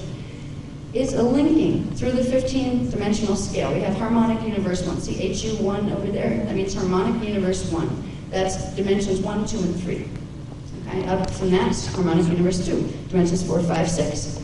Harmonic universe 3 at the center, dimensions 7, 8, 9. HU4, 12, 11, 10. And 15, 14, and 13, and HU5. So that's how the 15-dimensional structure is broken down. Now, I didn't have time to get into, in this one, about how the structure of the time matrix is formed. It's about scalar mechanics, all right, and there's this heavy science behind this, but I don't have time to go into that right now. But if we can understand that there are electromagnetic fields called Merkaba spirals that every planetary body, every human body, every body in general that is manifest, has sets of counter-rotating fields, Merkaba fields, that go up through the dimensional scale and link the different levels of the matter densities together. Most of the time, the axis, the central axis, let me see if I can point better, the central axis on the Merkaba electromagnetic spirals, usually the axes are different. See how they're not aligned here? They go off in different ways. See that now? What's happening in a stellar activation cycle is they align on a vertical axis, which means that stargates, portals open between the dimensional bands. And this brings frequency from the higher dimensional fields down into the lower dimensional fields. There's a real quick analysis of what's going on here in the next 17-year period. It goes back into what they talk about in biblical revelations, of the opening of the 7 seals. They were talking about frequency seals on Earth's 7 primary vortices, or chakras. This happens as a result of a stellar activation cycle. They knew it was coming, even in the times when the biblical texts were written. So there's many, many things that is worth learning about right now. We have some of the programs that you can start learning, and I suggest learn everything. Anywhere you can find information, find more. It's worth it. If you want to learn some more, we will be doing the workshops. You know, there's one tonight and there's one on Sunday. What I'm going to focus on is trying to get you familiar with certain techniques that, first of all, will block out intruder manipulation. Now, I didn't get to cover, because this is really a 4-hour presentation, not a 1-hour one. I didn't get to cover the primary agendas. I will tell you what they are, and if you want, they're listed. This is very coherent and chronological in the text, the text that's over there. It will show you all of the things I would like to cover, but I just had to jump from the beginning to the end and omit the middle, which is important. There are 3 agendas running by 3 different groups who have had interaction with us for thousands and thousands of years. One group are called the Templar Anu races. There is a race of humans on the planet that for thousands of years have been hybrid races of the Templar Anu. The Templar Anu are the Anunnaki races, and they are trying to hijack human evolution into Anunnaki hybridization, and they have a one world order agenda. They're working through the New Age movement right now, teaching false ascension teachings. You can't tell the difference in the New Age movement, which teachings are true and which aren't, because they're taking good teachings and twisting them. You have your classic draconian agenda that's happening right now, with the Nephilim human reptilian races, and the Zetas, and the Dracos, and the reptilian race strains. They are trying, I'm wrapping it up, they are trying for one world order. They are in conflict with the outer races who are trying for one world order. So right now, the human Illuminati in the secret government is being divided. One group's going with the Draconians, the other group is trying to escape from the Draconians and go with the enemy. Meanwhile, there are the Gray Alliance. There are the visitors who are responsible for the Gray Alliance humans, the cloister race humans. They're creating what's called the Indigo Children as a hybrid race that's meant to jumpstart the 12-strand evolutionary pattern back into the race gene pool to give us back our heritage. They're honoring the Emerald Covenant that promised us the return of our heritage. The Emerald Order Melchizedek Cloister is part of that group. They're actually one of the heads of that group. They're the three primary agendas that are running here. We have a choice to make, to ignore it all because it's so overwhelming, or to, I don't know, what could you do? This is what I ended up with at the end of this presentation, even in writing. What do you do once you find this out? Once you start to see how big this picture is, what is the next step? This is what we need to think about as individuals. The information I've given you bits and pieces of here, there's much, much, much more. That's just coming from me. And there will be lots of others. The Emerald Order is looking for people who are willing to learn more and who want to establish contact. So that's what the workshops are going to focus on, helping anybody who wants to begin to, first of all, protect themselves from manipulation, second of all, be able to initiate contact. So I'm going to wrap it up now because I'm sorry that I went over. So they got to tell me like a half hour out of being into my hour because I can go on forever. There's just so much. I'm sorry if I've held you up with your break time here, but there's so much that I would like to be able to share with you. Thank you for listening, and I hope you come to the workshops. Too much. That's why I kind of wanted to get as much done as I could in the lecture as far as giving you a roundup on the big picture. Because what's more important even than understanding all the little details of the big picture is understanding what that means to you and what you can do in relation to that big picture. So most of the workshops that I've given to date have been about using the knowledge of the spiritual sciences that were the ancient sciences and also the sciences of the future to teach us about what we can do with our own bioenergetic fields to begin to deal with this big picture. So we don't have to worry about, at least personally, being directly affected by manipulative ETs. So we can get on to more important things as far as becoming integrated within our own self. We can start to remember our fetal integration, for instance. We start to remember what we came here for. We start to remember what role we chose to play in relation to the dramas that are unfolding. And when you begin to remember who you are, you find a level of self that you always knew was you, but you just really, really didn't remember before. And once you remember it, nothing could make you go backward because you become more and more whole. So I try to focus on beginning an understanding of the framework in which we reside. It's the same framework that the One World Order agendas are taking place in. But I try to focus on affirmative action. What we can do as individuals to improve our own personal life, to deal with rationally what's happening with the ET movement and not go into fear-based mentalities on it, because fear will get you nowhere, it just gets you more confused. So tonight, we can focus or something? I'm going here if you're ready or whatever. Ready? Go ahead. Turn the lights on. Okay. Now, what I want to focus on tonight is a couple of things. These are some of the things we're going to learn. And I'm going to take this, I'm going to try to follow this more step by step because I was told I can run over a little bit. So at least this time I have the leeway. Okay, first I want to teach you a bit about the scalar structure of dimensional fields. I've thrown the word dimension around a lot and scalar around a bit. And for most people, that's like speaking a different language because we don't get that in high school or college. We're not taught about these things. I want to give you a basic framework of understanding as far as where space-time and matter take place. When we're talking about scalar fields, it's a very specific science that goes into ultra microparticle behavior. It's a level of science that our contemporary scientists have not yet detected because they are still functioning within a very limited frequency or dimensional spectrum.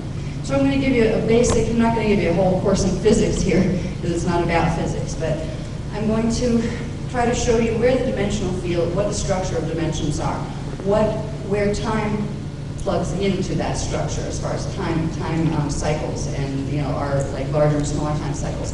I'm going to teach you a little bit about matter density levels because these things will help you to understand not only who you are and where you fit, but it'll help you understand the ETs, who they are, where they fit within the spectrum, where they're coming from.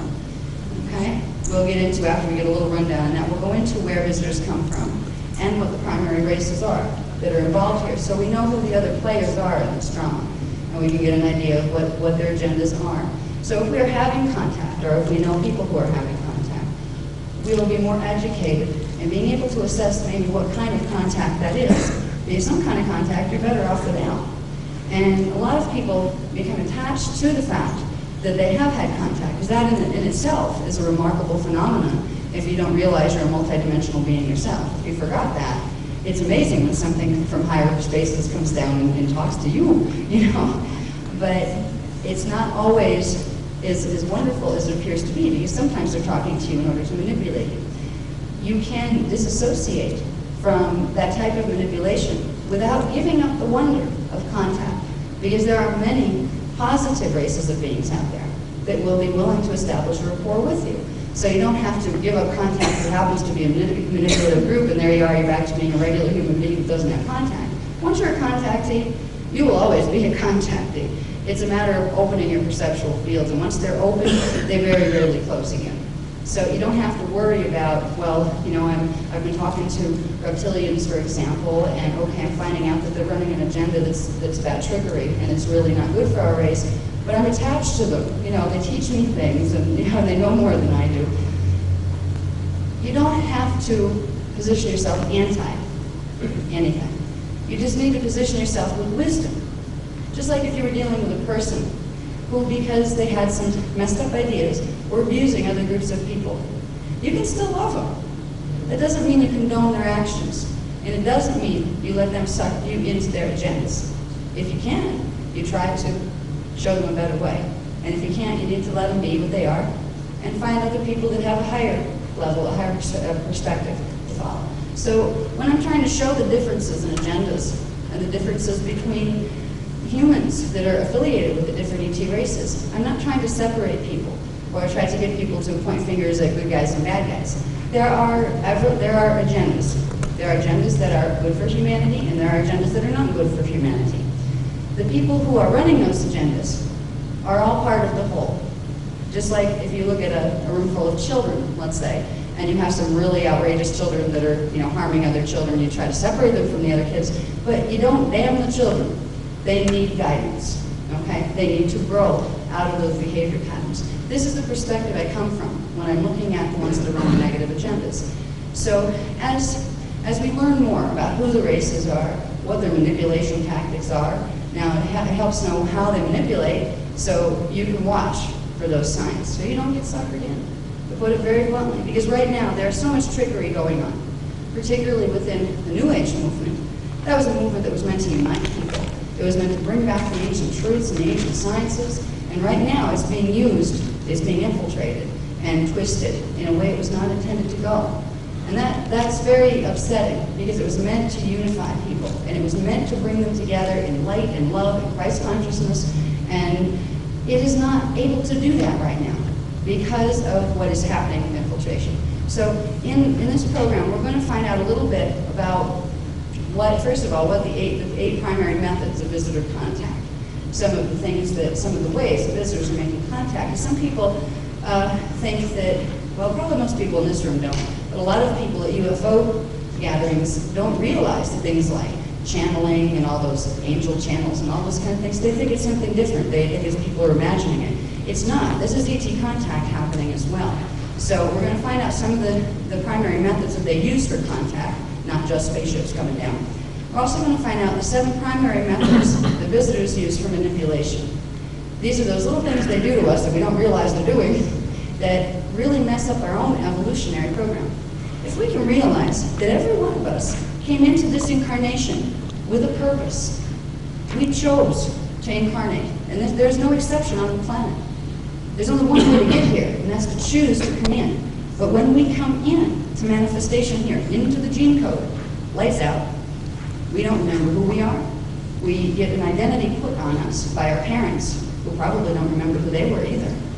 And we learn to live this life of personality that it has parts to do with us, and we have a sense of self, but there's this huge part of self, the part of self that knows why it chose to come, why it chose to be born into the type of body that it's in. This whole portion of self is still out there. If we can learn how we're being manipulated to make sure we don't remember those things, we can learn to sidestep.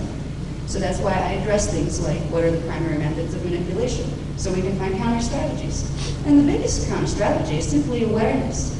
If somebody's telling you to surrender your power to some ascended master, some god, some, a lot of them are like the ancient Egyptian gods coming back to talk to us and all this kind of stuff. Some of them are legitimate contact, some of them aren't. You need to ask questions.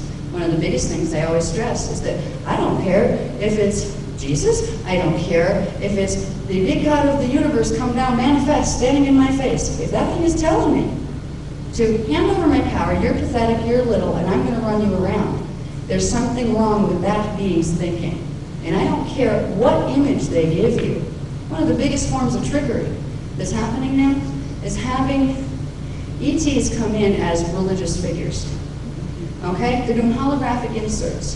They're manifesting themselves as Jesus, as Moses, as the prophets, as all sorts of things that resonate with our ancient history. And they're saying that this is who we are. I'm Mother Mary, I'm Father Joseph. Some of them are connected incarnationally and actually are incarnations of the beings that were those persons. There's a whole group of other ones that are using the same faces and the same names and the same lines that aren't those people at all. So these are some of the distinctions. If we're going to become empowered, we need to be aware of, not afraid of. And it's not meant to make you paranoid about everything that decides it's going to tell you it's an angel. We tend to, in the Guardian Alliance, we tend to not use the term angel because it's been abused so many times. And angelic consciousness is really anything from 6th to 9th dimensional consciousness. It is an ET consciousness. That's it. Angels, ETs, they mean the same things. And this is one thing if we can realize, if you start getting angelic contacts or something, or angels whispering in your ear, you can still ask them, okay, well, what's your resume? What dimension are you transmitting from? What are your intentions? You have a right to question. We're taught in the society to not question authority. The doctor tells you this, you do that. The teacher tells you this, you do that.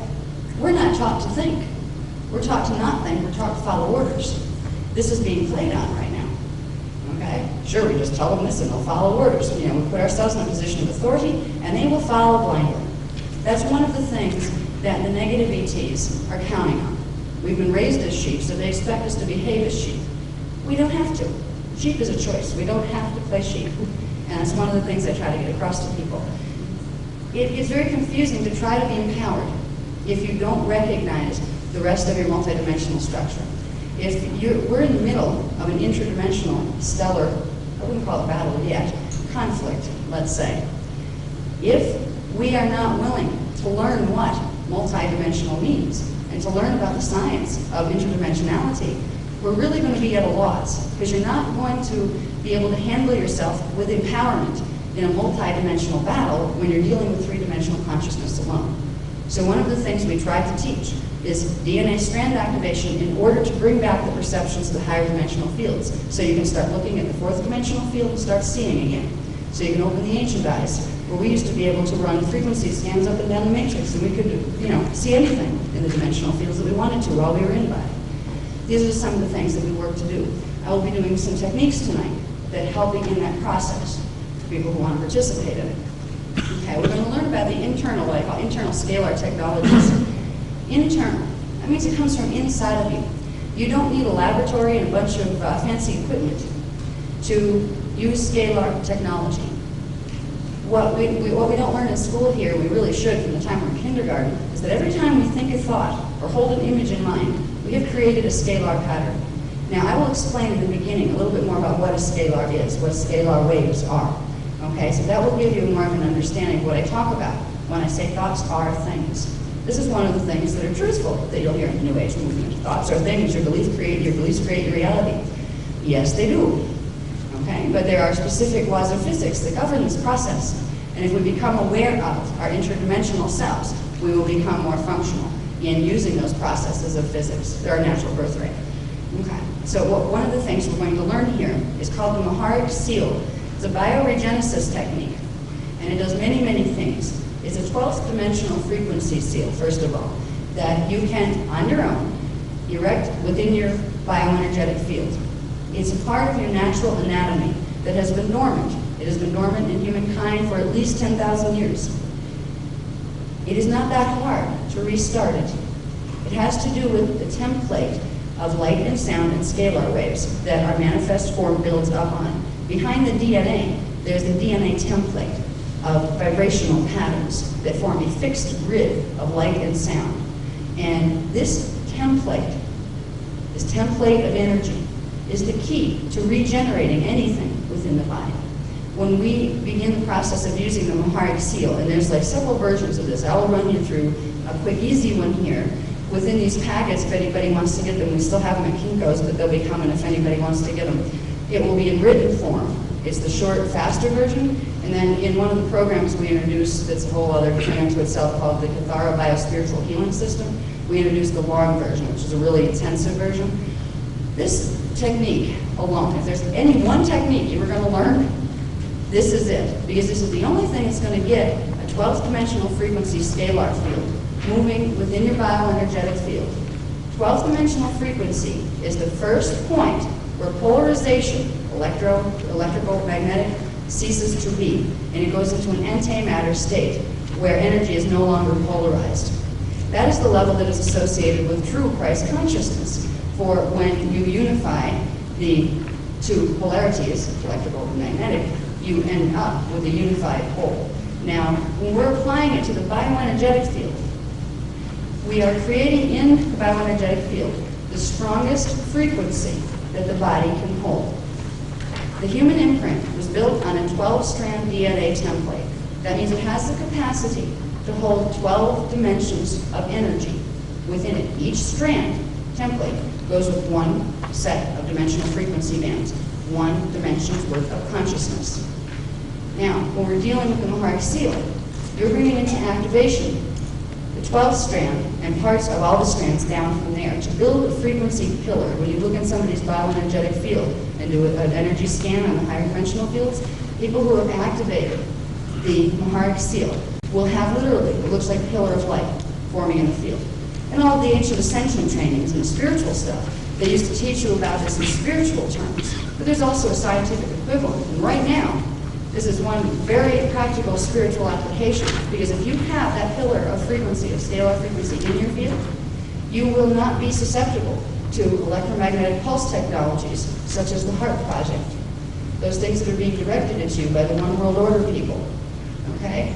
Scalar pulse technologies are another thing that the Illuminati human governments are using, and they're planning to instill mass mind control. The only people that's going to work on are the people who are still functioning on third strand DNA.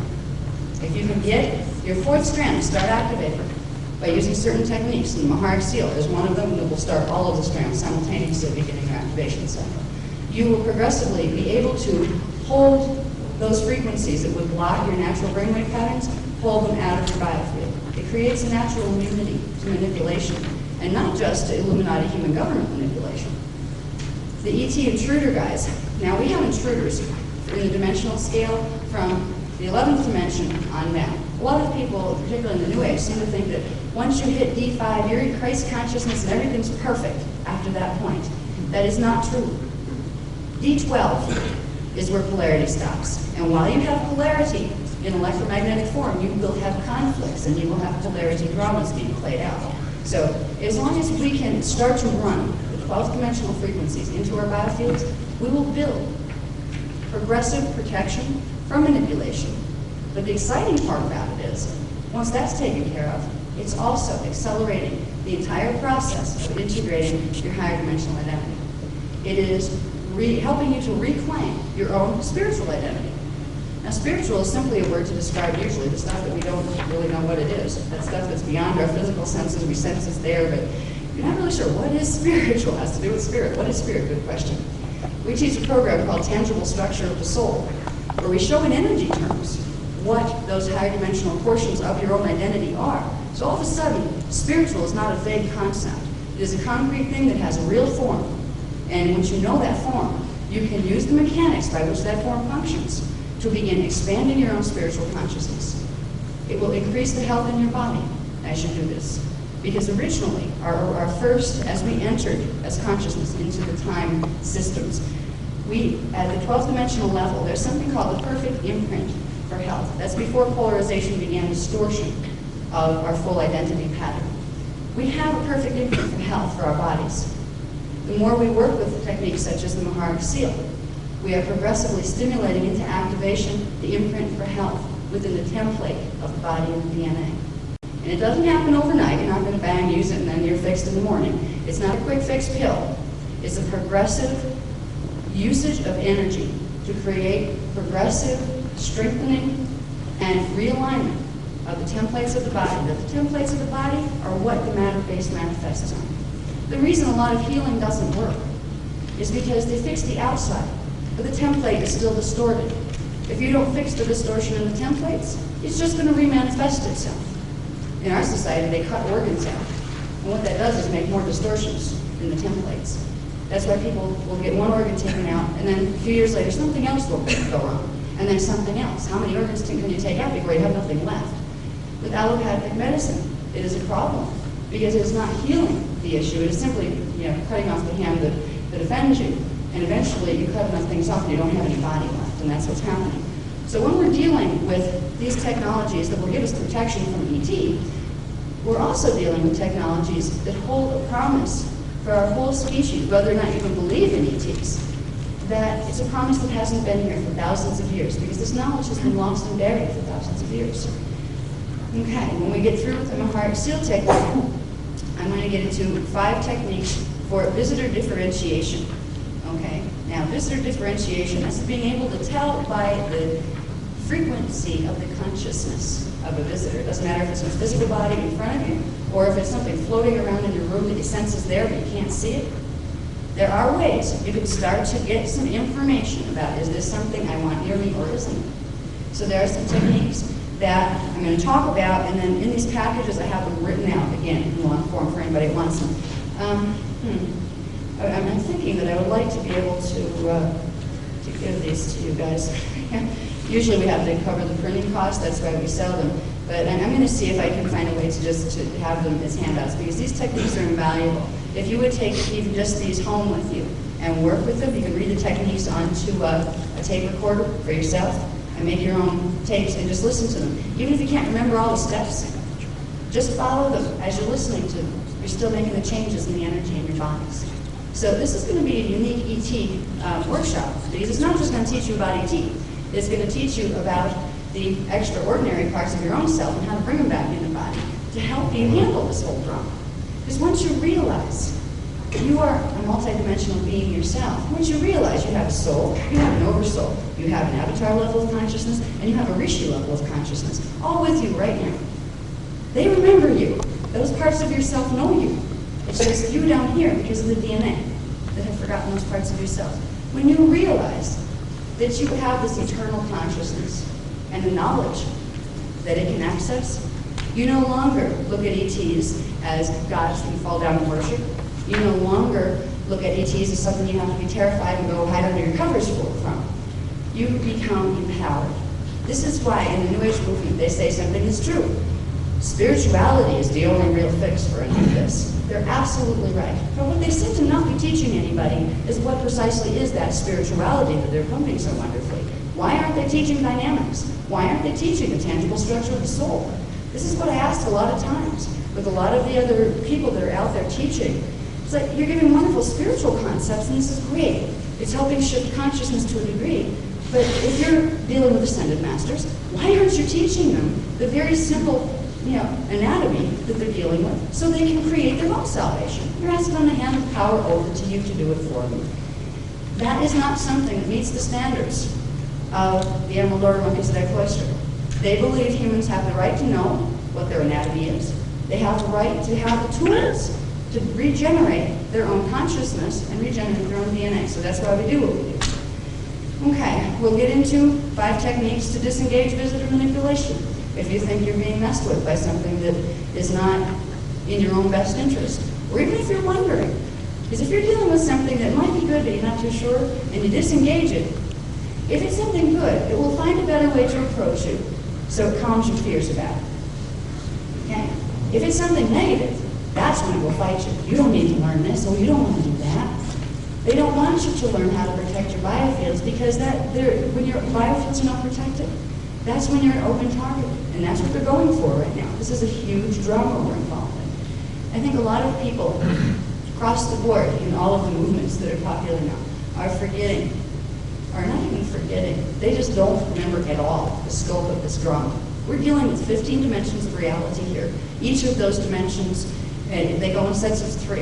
It's called a harmonic universe. Each harmonic universe has many, many galactic systems in it. This is huge. There are thousands and thousands of races involved in this. So we think, well, ET contact, and trying to figure out what it is. We're in the middle of a massive drama. And the more knowledge we have to posture ourselves, the stronger we will be, and the more intelligent we'll be. And if we do well with this, we will be able to stop the one world order agendas, not by fighting, by shifting the frequency of the planet out of their range. And that may sound like something far out, but if you didn't understand scalar mechanics, which I'm going to get into now, you start to realize we're all walking around in a unified field of energy. And everything inside of us is going to affect the things outside of us and vice versa. Each person holds a tremendous amount of power to affect the outcome of the dramas in the next number of years, because you are a living energy field placed within a larger living energy field called the Earth body. If we can begin to realize that we are our bodies, our minds, our consciousness, our patterns of frequency, literal energy that can affect other energy, we start to get a sense of the real power that we have to make change. So by teaching people how to become empowered within themselves, that's how you save the world. The world saves itself one person at a time. It's not going to be done through revolutions and through, confronting the governments about, you're hiding things. Of course they're hiding things. This has been going on for thousands of years. It started back with the Church of Rome, when they started to distort documents.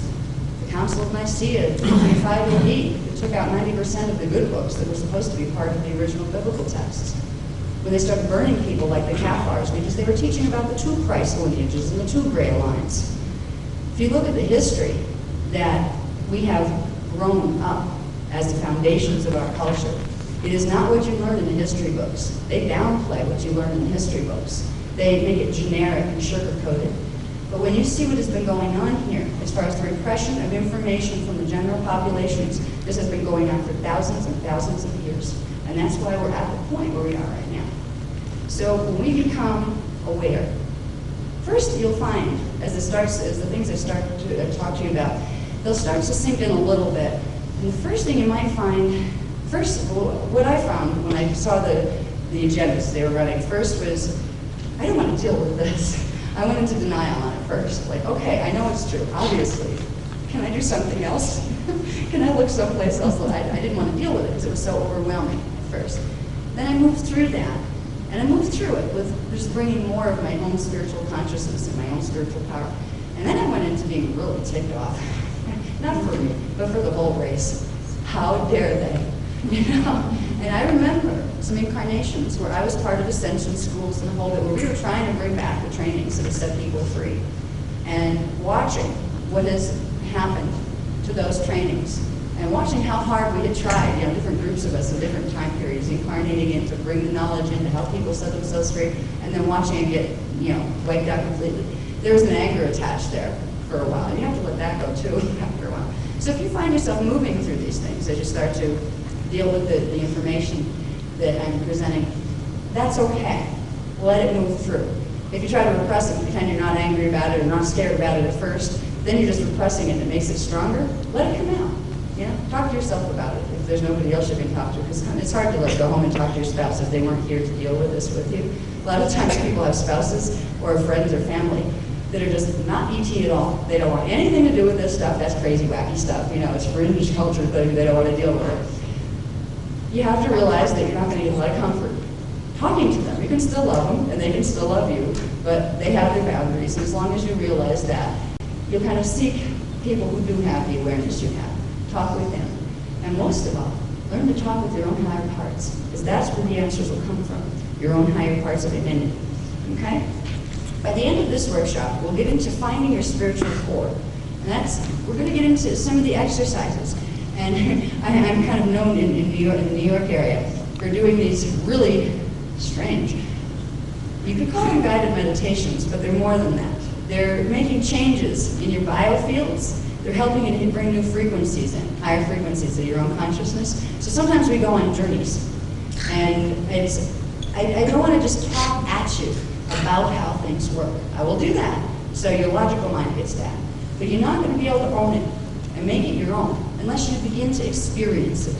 And that's why I tend to take people through these journey meditation type things. We call them meditations only because that's the only thing you can really compare them to out there as far as what's available. They're really bioregenesis techniques.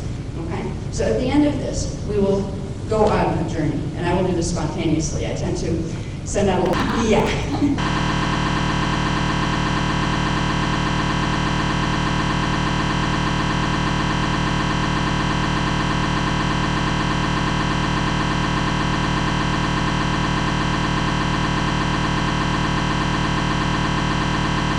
Yeah.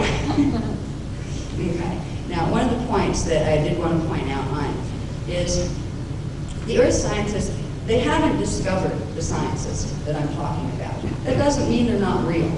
I hope that if there's people that are scientifically oriented out there, they'll start to say, okay, what if this is right? All the ancient cultures practice this, and the future cultures are practicing it. Maybe we're missing something. If they took this as the way it really works and tried to plug in what they know, they'd find the answers. Okay? But right now, some of the things you'll find support from science, some of the things you won't. That doesn't mean I don't know what I'm talking about. I've been trained for 28 years in the mechanics of these. But the most important thing is not proving to every physicist on the planet that this is how it works, so I can say, yay, I told you, this is how it works. What's most important is getting enough of it across to people, to the laymen of the world, so they can use it to make the changes in their own biological design and integrate their own higher consciousness. So that's why I'm not going to, give you a physics course, and part of it I could, as far as archive physics and all that. I'm going to give you a framework, okay? Okay.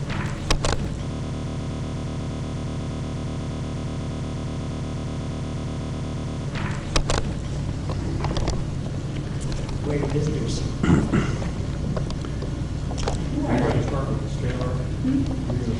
Yeah, I'm going to get into that in a minute. That's the next sheet after this. Okay.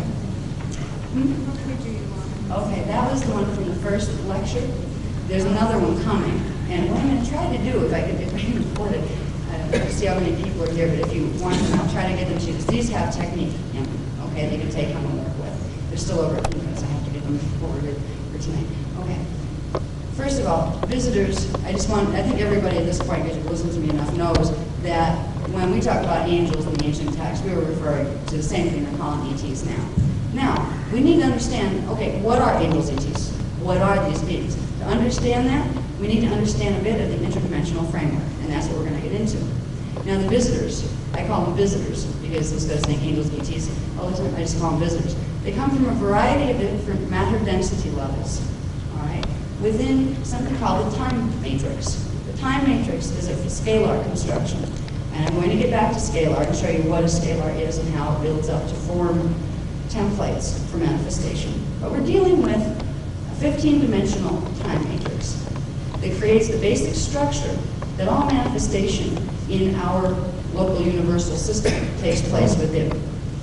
Within that 15-dimensional time matrix, there are 5 different matter density levels. We happen to live in one of them.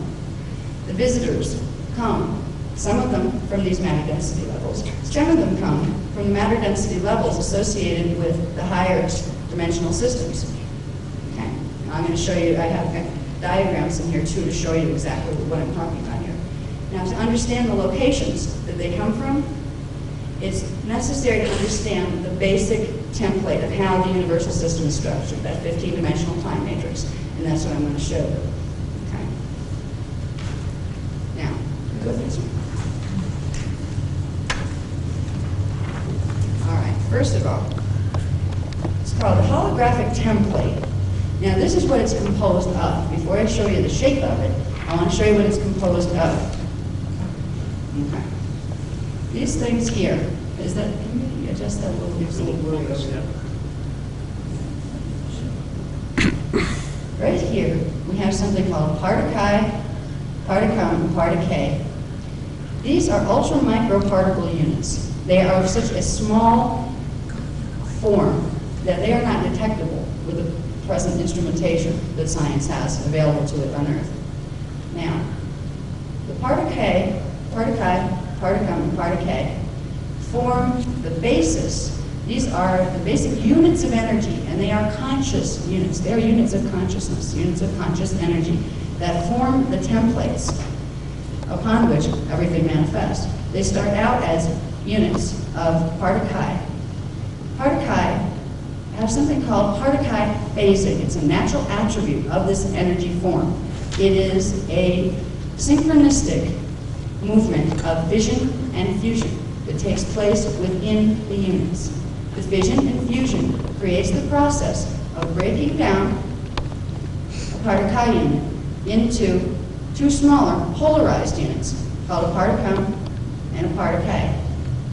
The particum units form the basis for particles in the particle universe. The particle form the basis for antiparticles in the antiparticle universe. So we are dealing with units of energy, units of consciousness that cycle. They go through their own natural cycle of fission and fusion within themselves.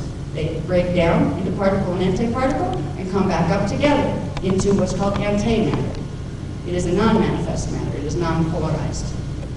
So these are the basic building blocks that are behind everything. Now, these building blocks, you have these units of consciousness. They begin to attract to each other by what's called like polarization. That means when they're in the phase of being broken down into polarity, the particum particles will draw more particum particles to them, and the same will happen with the particle particles. They will first create strings, and it's kind of like the string theory that the physicists talk about. They will create strings of energy units, and those strings of energy units will progressively create more strings, and the strings begin to overlap and create grids. Okay? This is called a particle grid, and it is literally the fabric of electrotonal units, particle units, that undergo their fixed points. Each one of these little dots doesn't move any place. It just simply cycles and breaks itself down into two and then back into one, into two, into one.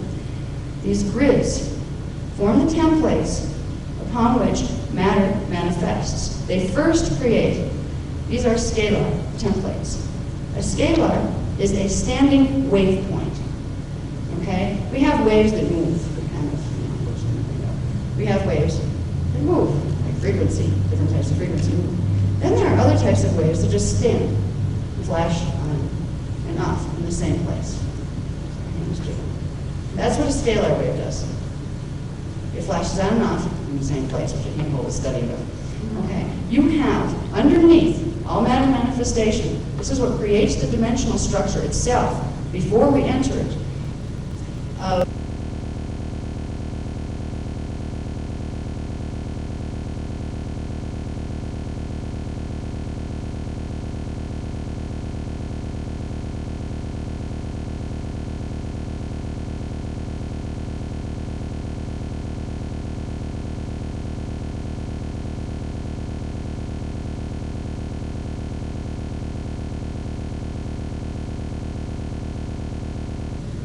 Of creating scalar waves, standing wave grids.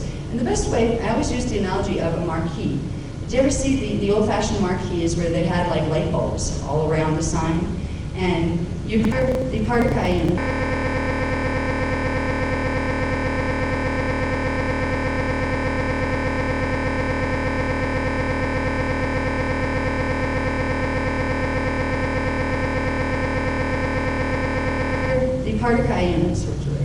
After the Particles build up to form the Particle grids, which are like two-dimensional grids, they're not filled out in three-dimensional form yet, then they continue through accretion, which is bringing into themselves more light particles. They begin to fill out in dimensionalization. They begin to take on geometric shape and create what are called crystals, Keylon crystals. These begin to fill out the three-dimensionality of form.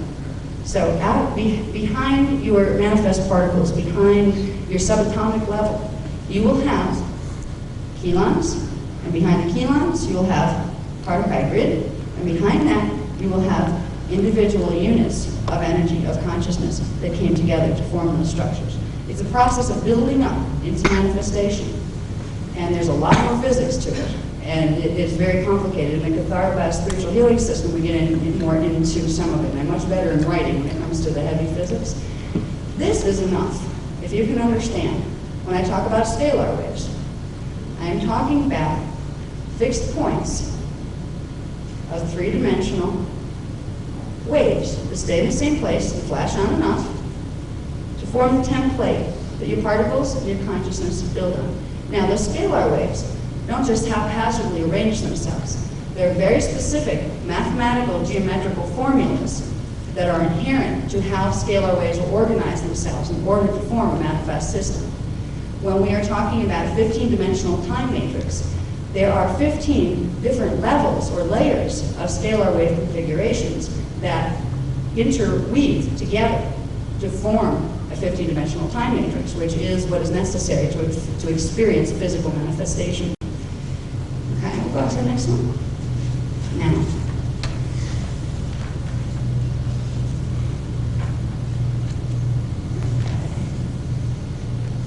we can remember when I'm showing you these shapes of how things look. I'm not saying you're going to look up in the sky and you're going to find these shapes like that. No, I'm saying these are the structures that the scalar waves, templates, take. These are diagrams to show you how they form. And a lot of these diagrams are actually spread out. It's all really taking place in the same space. All interwoven reality fields are literally taking place in the same space. We get at a certain level of consciousness, when you hit D12 consciousness, you realize that space, time, and matter are just illusions. It's a hologram. But when we're down here, we have to work ourselves up to understanding what that means. So when I'm showing you structures, cosmic structures, for example, I'm showing you the scalar wave configurations, the templates that will be in.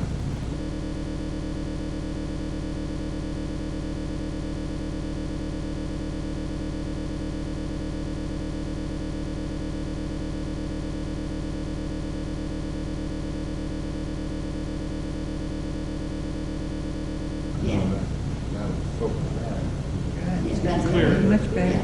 This is a diagram that's used to illustrate the relationships between dimensions in a 15-dimensional structure. Okay? We have dimensions 1, 2, and 3. And then there's a band of polarity.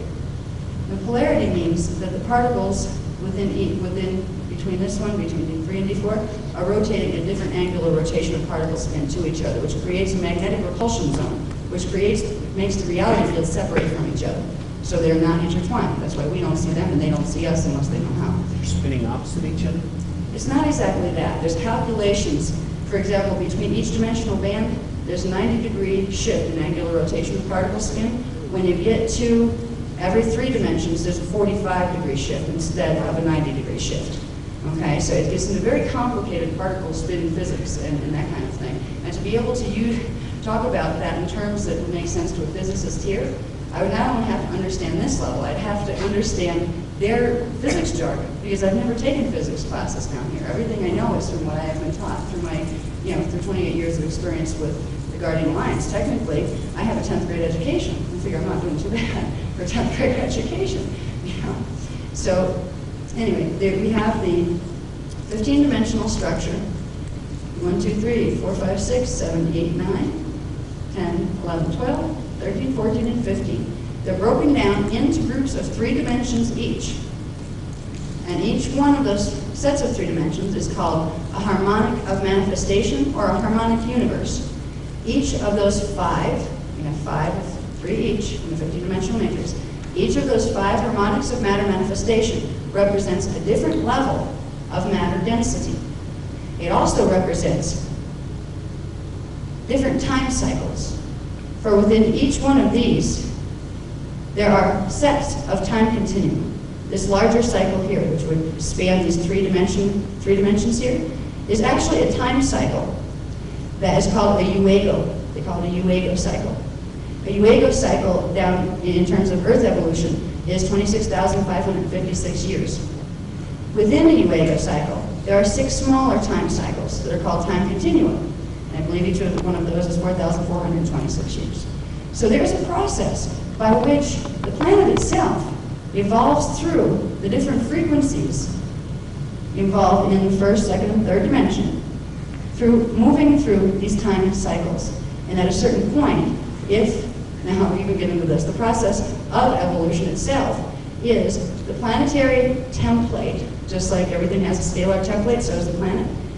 It draws into itself frequencies from each of the dimensions until it fills out within its form, within its template, all of the frequencies that are contained within the dimensional scale that it's passing through. At that point, it is able to pass into and evolve into the next set of time continuum. This is how your body works too. We grow through the process of accretion, frequency accretion. Our template, well, it's actually called a morphogenetic field if you want to get particular.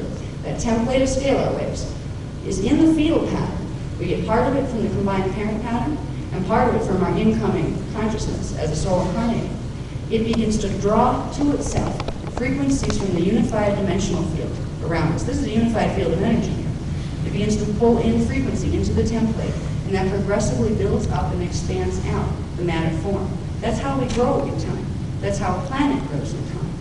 So when we're dealing with scalar mechanics, we're dealing with the core manifestation mechanics, the creation mechanics of how things are actually made and how they grow and where they go after they grow out of here.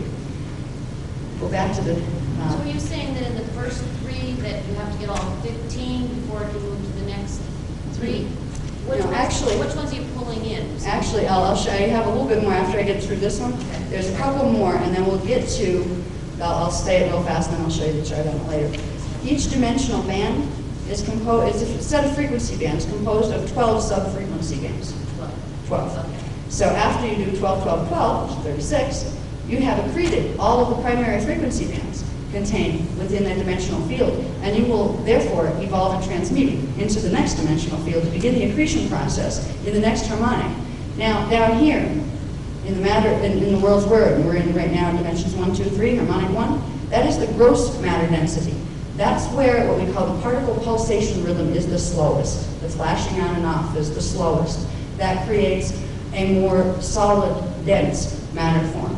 As we proceed up the dimensional scale in the harmonic 2, we get into what's called semi-etheric matter density. It is still physical. It's still a physical matter system, but the pulse of the particles is about twice as fast as it is here. So the density is about half of what we're walking around in down here. When we go up to the next level, in harmonic 3, we enter what's called etheric matter density.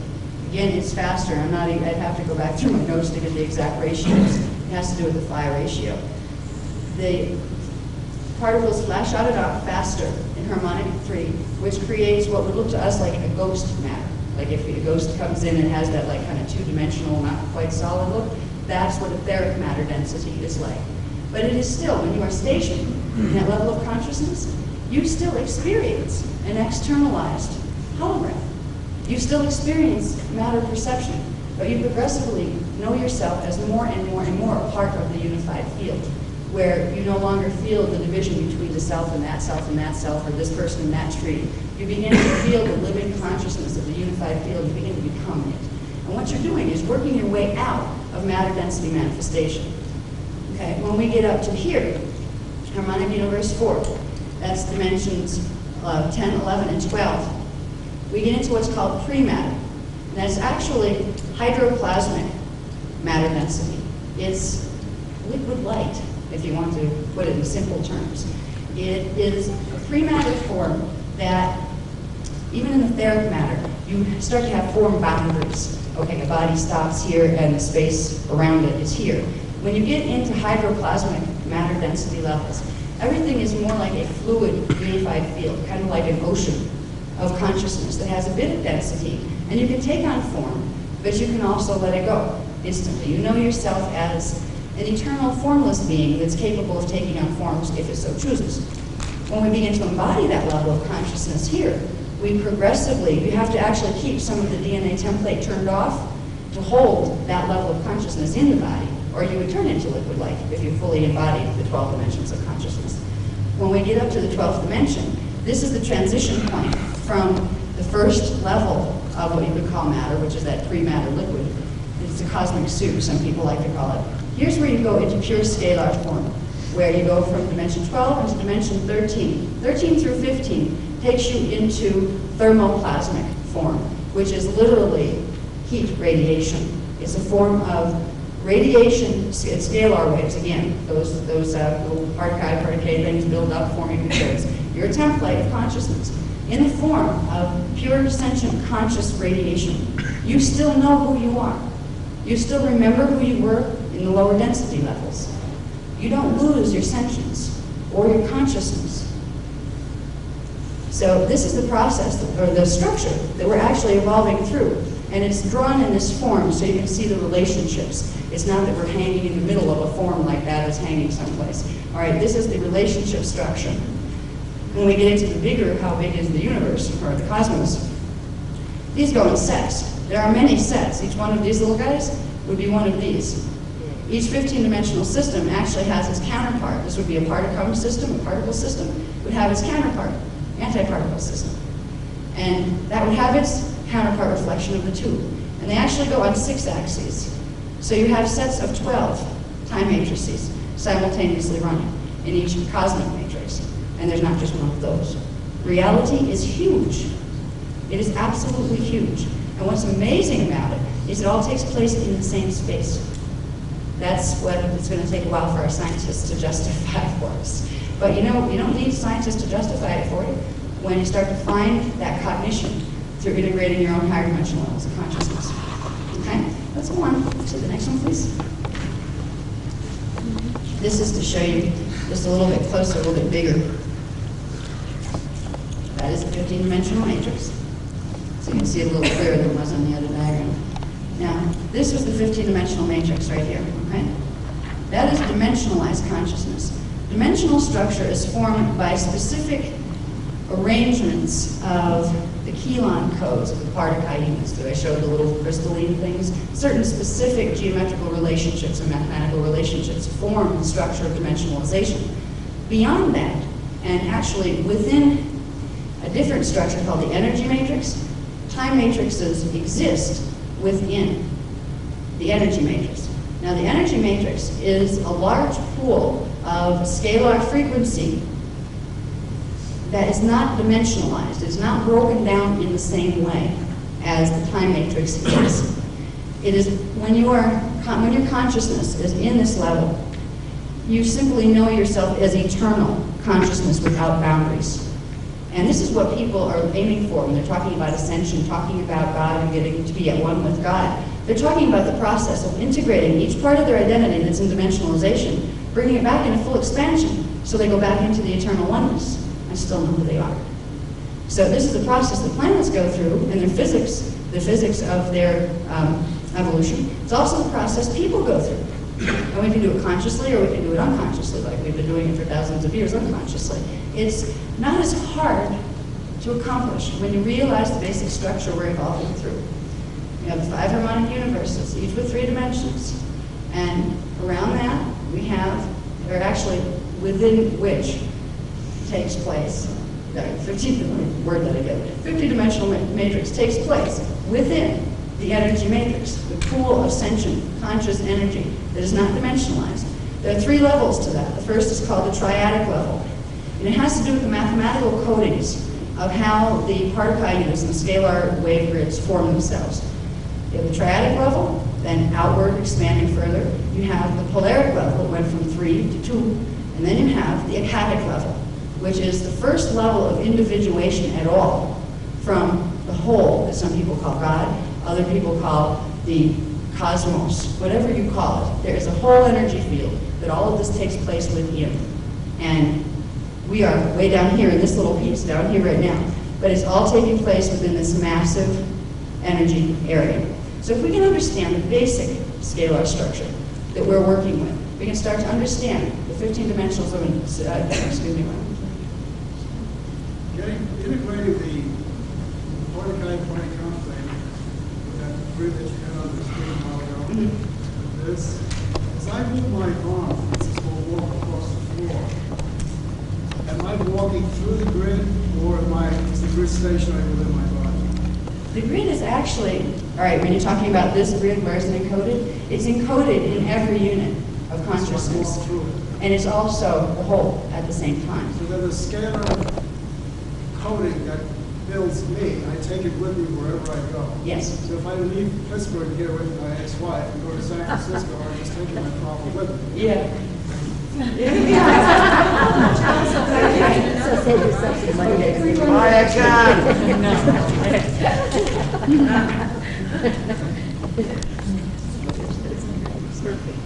Okay. Now, this is, when we were dealing with the 15-dimensional matrix, I had mentioned that each of the dimensions was a set of frequency bands. This is the basic structure of the frequency bands. We have in harmonic universe 1, which is dimensions 1, 2, and 3. Each one of those dimensions has 12 sub-frequency bands. Each one of those dimensions alone represents one full dimensional frequency band. So we're dealing with sets of frequency bands. And if we can understand that when our consciousness comes into manifestation, it's actually manifesting in the form of frequency. That is the form that consciousness takes on. It takes on energy form in the form of frequency, which is built upon scalar templates, in order to experience manifestation of any kind. Okay. So these are the basic.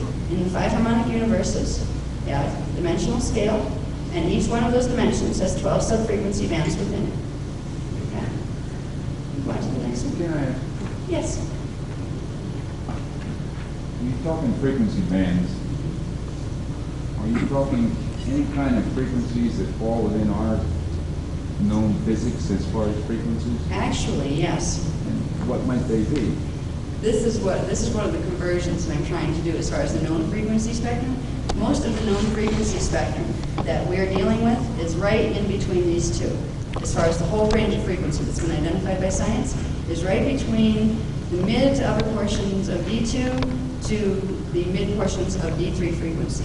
Okay, there is a whole massive spectrum of frequency that is taking place back around that. Those frequency bands are actually, that we know of, the science knows those, are actually part of a larger frequency spectrum that science hasn't identified yet.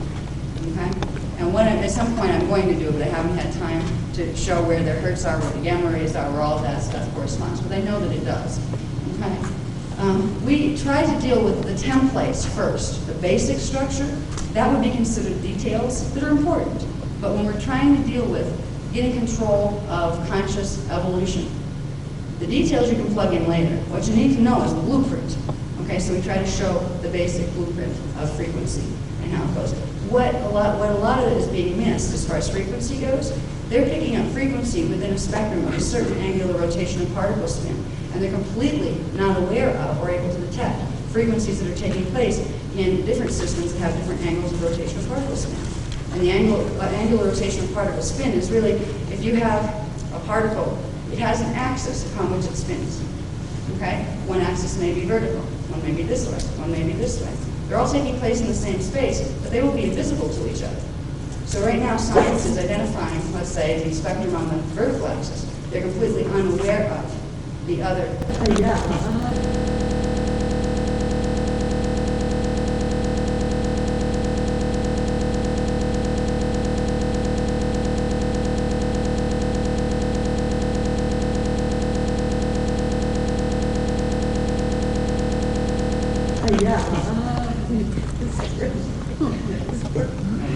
This one I basically wanted to show you for this graph over here. Okay, this was talking about particle phasing. And if you want to get more into the physics, I suggest taking the Kizara Biospiritual Healing System. because this is where you learn about a lot more of the physics, because it's how to use the body. They teach you a lot more about something called partograph phasing and flash line sequences and all this kind of stuff that's really complicated. But this here is what I wanted to show you. It's the progression of the density levels for each of the dimensional structures in each of the harmonic universes, and the density type and the biology type that goes with it. So we have in dimensions 1, 2, 3, which is harmonic universe 1, we have carbon-based biology. That's the gross matter, physical matter density. In harmonic universe 2, dimensions 4, 5, 6, we have carbon-silica-based biology. And that's physical, really physical matter level 2, is the semi-etheric matter. In dimensions 7, 8, and 9, harmonic universe 3, we have silica-based biology. So if you look, we're going from a carbon-based biology, transmuting the carbon elements into silica progressively until we end up as silica liquid, crystalline liquid light, and then into standing wave scalar patterns, which are basically constructed on the template that we can find in elements of silica. So it's all very, very connected. We're in a process of evolving from carbon-based to silica-based. In harmonic universe 4, we have the crystalline liquid light, that hydroplasmic density level, which is liquid silica. And here, dimensions 13, 14, and 15, harmonic universe 5, we are standing wave patterns. We are scalar waves. So this is the reality system that we're a part of, and it's been so many thousands of years since we were taught this, that nobody remembers, and it's the key to becoming free from being phase-locked or having our minds locked into three-dimensional perception. We understand these things and how we plug into it. This is where we become empowered. We start to reclaim the parts of ourselves that are stuck in those other matter density levels. Okay, go on to the next one, please. Now, where do visitors come from? Here's a basic chart that shows you, again, the 15-dimensional matrix. Okay. When we look up in the sky, we're seeing part of the morphogenetic template of the cosmic structure, okay? Now, if we can think of, if we look up in the sky, we see stars, we see space, we know what science tells us about that.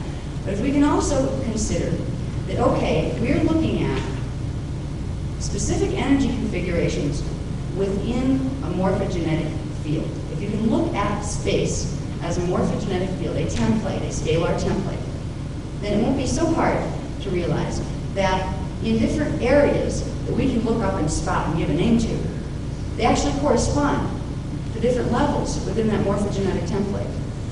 Here, in harmonic universe 1, we have basically, there's many other systems manifest in this system as far as harmonic universe 1 physical density, but our Earth system and all the planets in our solar system and a lot of others are affiliated with, they have their life field as far as their living life forms walking around on their planets down in harmonic universe 1, it would be the Earth system.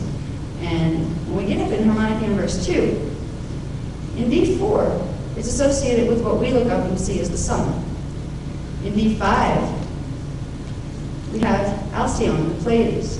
These are the frequencies that correspond when you look up in the morphogenetic field in the sky.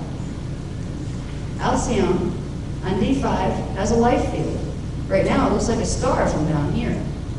But from up here, it's a planet with living things on it. In D6, this corresponds into the galactic coordinates of the Sirius star system. In D7, it corresponds to the Arcturus area. D8, the Orion system, but not the belt, that's up higher. Okay. D9, we have Andromeda. D10, Lyra.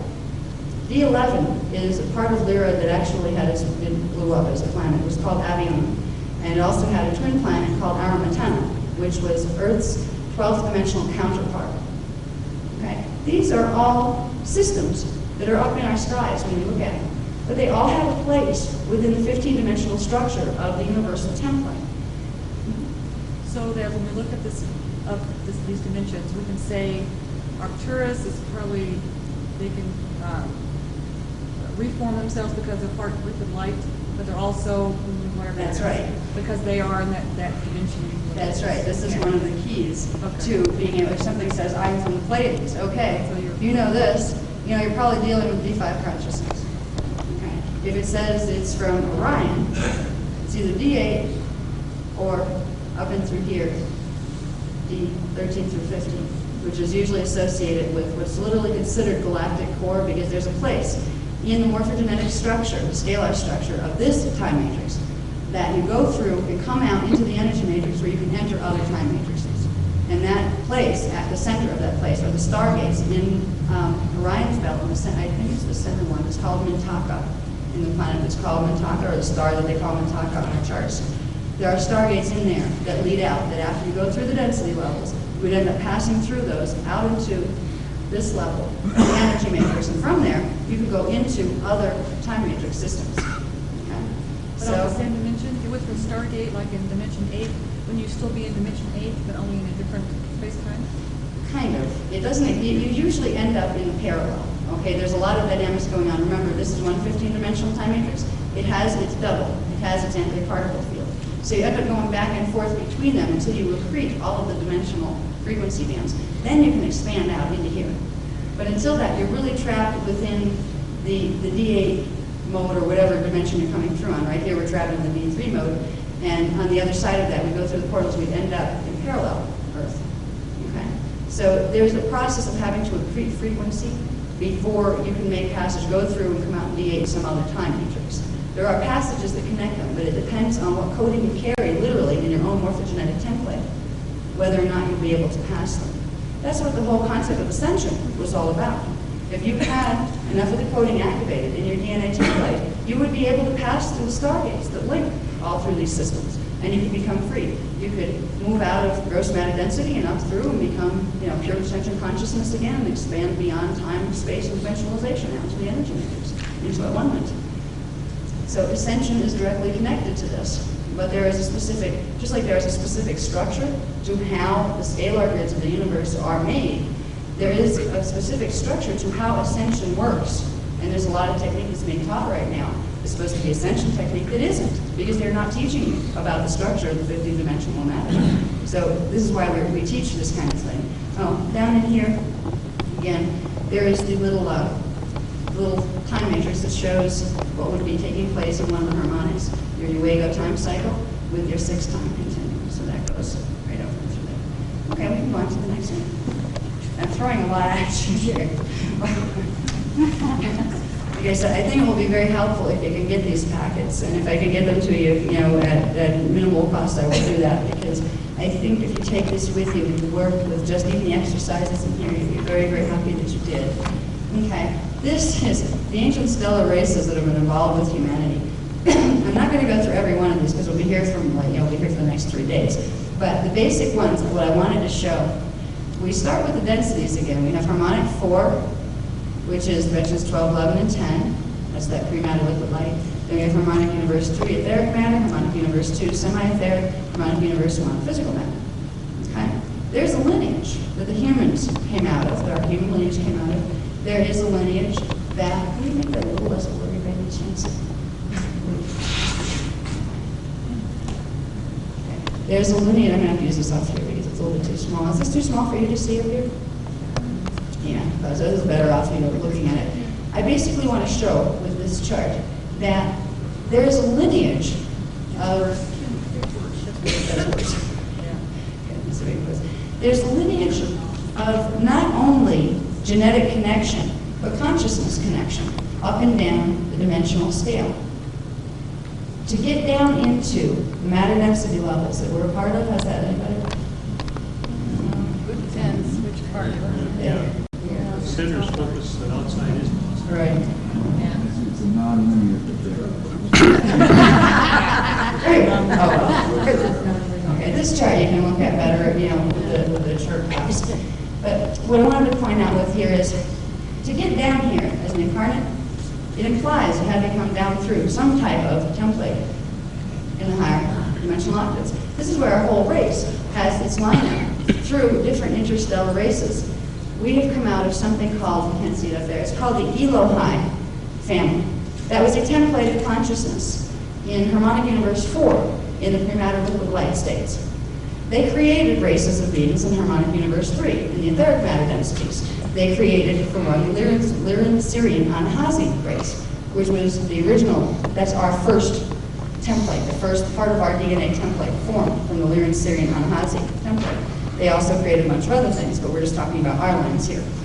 In harmonic universe 2, the Lyran Syrian Anhazi created another group of beings, and this is where you'll understand why people are buying things and making checks out to Azurite Temple. In Harmonic Universe 2, the Anhazi, Lyrian Syrian whites, created a race called the Syrian blues.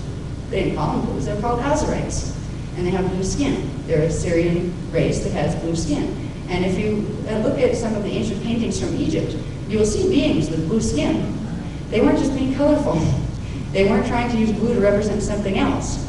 The ancient Egyptians dealt directly with them. And most of the, at least the good guy, Azurites with the blue skin are from Sirius B.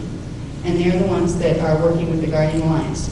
Okay, they are part of the original human, as humans started as ET and worked their way down into what we call human here. Okay, now the Azurites and the Anhazi combined to form a pattern called the Orophene. The Orophene were the host race that held 24 to 48 strand templates. That means they could hold the whole 15-dimensional structure, its other 15-dimensional structure, and 3 levels of the energy matrix. They could accomplish full ascension out of the time matrix. That was the original host race in Harmonic Universe 2 that all the other stellar races, the primary 12 other stellar races, had part of their coding put into to form what was called the human. They called it the Turinicium. It had a 12-strand imprint, and after that 12-strand, it could transmute into the Orophene imprint, and progressively transmute out of the matter density levels, going up through its Azurite imprint, up through its Anhazi imprint, and back into its Elohai family of consciousness. So there's a whole progression here of genetics and consciousness that's been going on. If we can understand at least our basic lineage, we won't get hijacked by some of the lies that are being told by the intruder races, like the Anunnaki. They love to come in here and say, you were aged and we made you into something. Sorry, it didn't work that way. That's one of the lies they like to tell here. Why? Because it puts us in a position of subservience and also that parental awe. Long lost parents, that kind of thing. They play on this. They didn't create us from apes. We weren't created from apes. Many of the ape forms were created from us. That's what the Darwinian theory doesn't recognize, that there was an original human imprint that many of the animal forms actually came out of. It wasn't the other way around. Evolution is very tricky when you realize that time is simultaneous. Which came first, the chicken or the egg? They all came at the same time, kind of thing. So I won't even try to explain deeper into that because I'll be here for another 5 hours. But if we can understand, we have a heritage. And right now, we're in a predicament where there are 2 groups of interstellar visitors that come from over here that don't want us to remember that heritage because they want to keep a lid on us so they can keep control of the Earth territories and stargates here.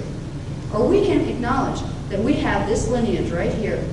We get our 12-strand pattern that can transmute to a 24, to a 48, and all the way out of the time matrix.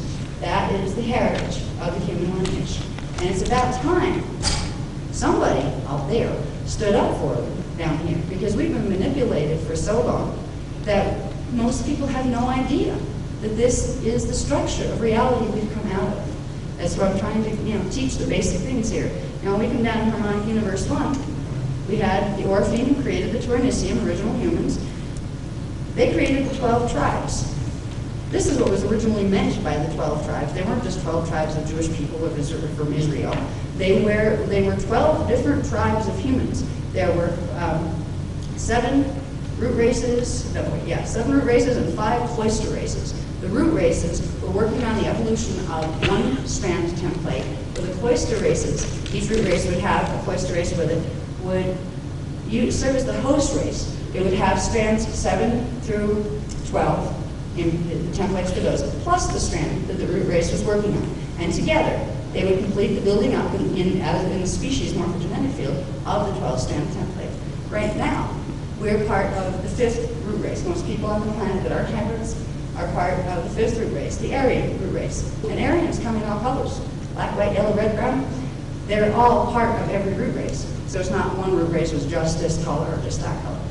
When we get into the cloister races, this is where we're talking the grail lines, okay? The grail lines, the holy grail lines, a lot of people like to determine that. They were the hybrid ones that were brought back. Now originally, the cloisters walked simultaneously with the other root races. But because there's been so much manipulation here, many times the cloister imprint was dissolved to the point where it was almost non-existent, which means the races down here would have lost the potential to have 12-strand evolution.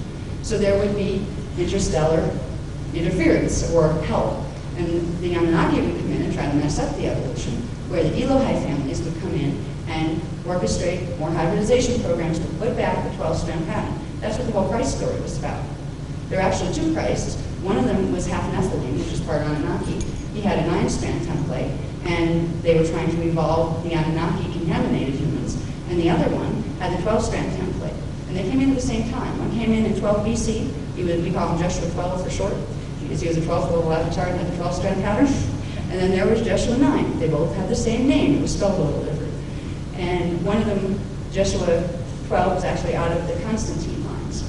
And there is a lot of very interesting history there, because the Roman Church buried all knowledge of the two Christs. They made it illegal. They burned people at the stake for talking about it. And they got rid of most of the records, except the ones that are still held up in the Vatican. So there's a whole lineage here. The Christed rail lines were the lines that of the hybrid programs that were brought back in to keep alive the possibility of 12-strand evolution for the races on Earth. Because if they didn't come back in, if they hadn't been brought back in, this place would have been overrun by the Nephilim reptilian race strains or by the Anunnaki race strains. So the cloisters have always been hunted for that reason. If you look at our history, you will see usually the races that were, burned at the stake, outlawed, they were heretics, they were evil. They called them everything in the book because they weren't buying into the mind control patterns that were being run here, because they knew better. They had access to higher levels of information because they had more active gene codes, and they tried to bring the truth back, and they could be persecuted for it. But this time, the truth is going to stick. It has to do with the balancing of the cycles. This time, as we move through the stellar activation cycle, it is the dawning of a new age. This time we're going to a higher frequency, which means this time the light holds. And the ones who are running the dark agendas, no matter how hard they try, and they may make it rough for us at first, they're not going to be able to maintain their positions. So actually, it's not as bad as it seems when we look at the One World Order agendas. Now over on this chart, I also have, so I'll show you really quick on this side, it's called the Seraphi families. One of those families is called the Seraphim. They're called the fallen Seraphim. And again, when you look at the light densities, they created, the fallen Seraphim over here, they created the draconian matrices and the draconian lines that became the Zetas and a bunch of other ones. There's actually a group of draconians that got involved with the Azarites and created a bunch of, they call dark angels. They're blue angelic type beings, but they're very nasty, and they have reptilian coding. So not all the Azarites managed to pull through, in pure form. The ones we are working with are out of the Elohai family, and they're here to bring back that lineage and try to help people remember who they are. These guys, they're still representatives of them on the planet. That's where you get your Zetas and all those guys, and you get your Draconians and your Dracos. Over here, we have the digressive families of the Elohai families of consciousness. They're called the Elohim. Not all Elohim are negative, but you'll find this word thrown around lots in the New Age. What most people don't realize is certain groups of Elohim, called the Anu Elohim, are totally one world order agenda, and they're trying to get control over the place. They created Anu, which was a consciousness collective in etheric matter among universe 3, and that created the Anunnaki races down and through here. So the Elohim, the Anu Elohim, were responsible for the whole Anunnaki problem. They decided they didn't want to be part of the Elohai families anymore because they didn't want to follow the law of one. They were more interested in playing creator gods and trying to dominate everything. So if you get involved in the New Age movement, or if you know people who are, help to gently point out to them that not all Elohim have your best interest at heart. Yes, you're connected to them as a human through the Elohai, but that does not necessarily mean you came out of these lines. And they're trying to hybridize people back into the Anunnaki lines, and that is a violation of the Emerald Covenant, which promised humans could evolve back into what they originally were. Okay? So those are the basic lines. That's why I have that chart in here to show us some of our affiliations. Hopefully, here we go. Move to the next one. Question. So when we pray, who's listening? The part of ourself that never left it one with God. So, or oversoul? Well, actually, when we get into in workshop 3, oversoul would be the part of ourselves that corresponds to harmonic 3. Mm-hmm. Above that is our avatar, above that is our rishi, and above that are 3 levels of ascended So it's mastery. all part of ourselves that is? Yeah. same for spirit guides? I aim for the acadic level, which is that last level of individuation before full expansion where you don't have individuation anymore at all. The acadic level of self, the God seed. When I send prayer or communication or whatever you want to term it to the higher levels, I do it through my God seed level, the one part of me that never left at one, because we all have a part. And that's what some of our tapes do. They try to build the energy connection between this level of consciousness and that level of consciousness. And our spirit guides are all part of ourselves up on the higher levels? Some of them are parts of ourselves, some of them are parts of other matrices. Okay, I mean, some of the spirit guides are like send-ins from another family of consciousness. Some of them are ones that are saying they're spirit guides, but they're really infiltration from the other levels. That's why when we do the Mahart seal technique, this will block out those that aren't part of your family matrix, the ones that are trying to mess with you. Because anything can come in at D4 or D5 and whisper in your ear and say, I am the voice of God, or I'm your higher self. You know? How are you going to tell the difference? You have to take their word for it. But you don't.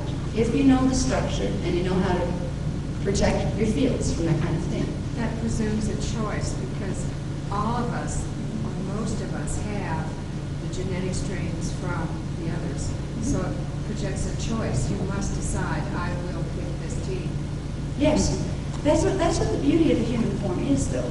No matter what matrix of consciousness or how distorted it might have been in higher levels, once a being is incarnate in a human form, that human form, no matter how messed up its gene code is, still has the potential of regenerating the 12-strand pattern, disconnecting from the distorted matrix, and making its own direct connection to source. It can consciously evolve and not be under the control, not be a little puppet on the string of the higher distorted matrices. That's one of the biggest things that the negative matrices don't want people here to know. If their people knew what was going on, if you knew, say, for instance, that you were an incarnation of a draconian, let's say, if I was a draconian, and I found out the draconian matrix is running a nasty agenda that's violating people, I wouldn't care if I was an incarnate out of that matrix or not. I'd tell them to stick it. Say, excuse me, I'm not going to honor that agenda.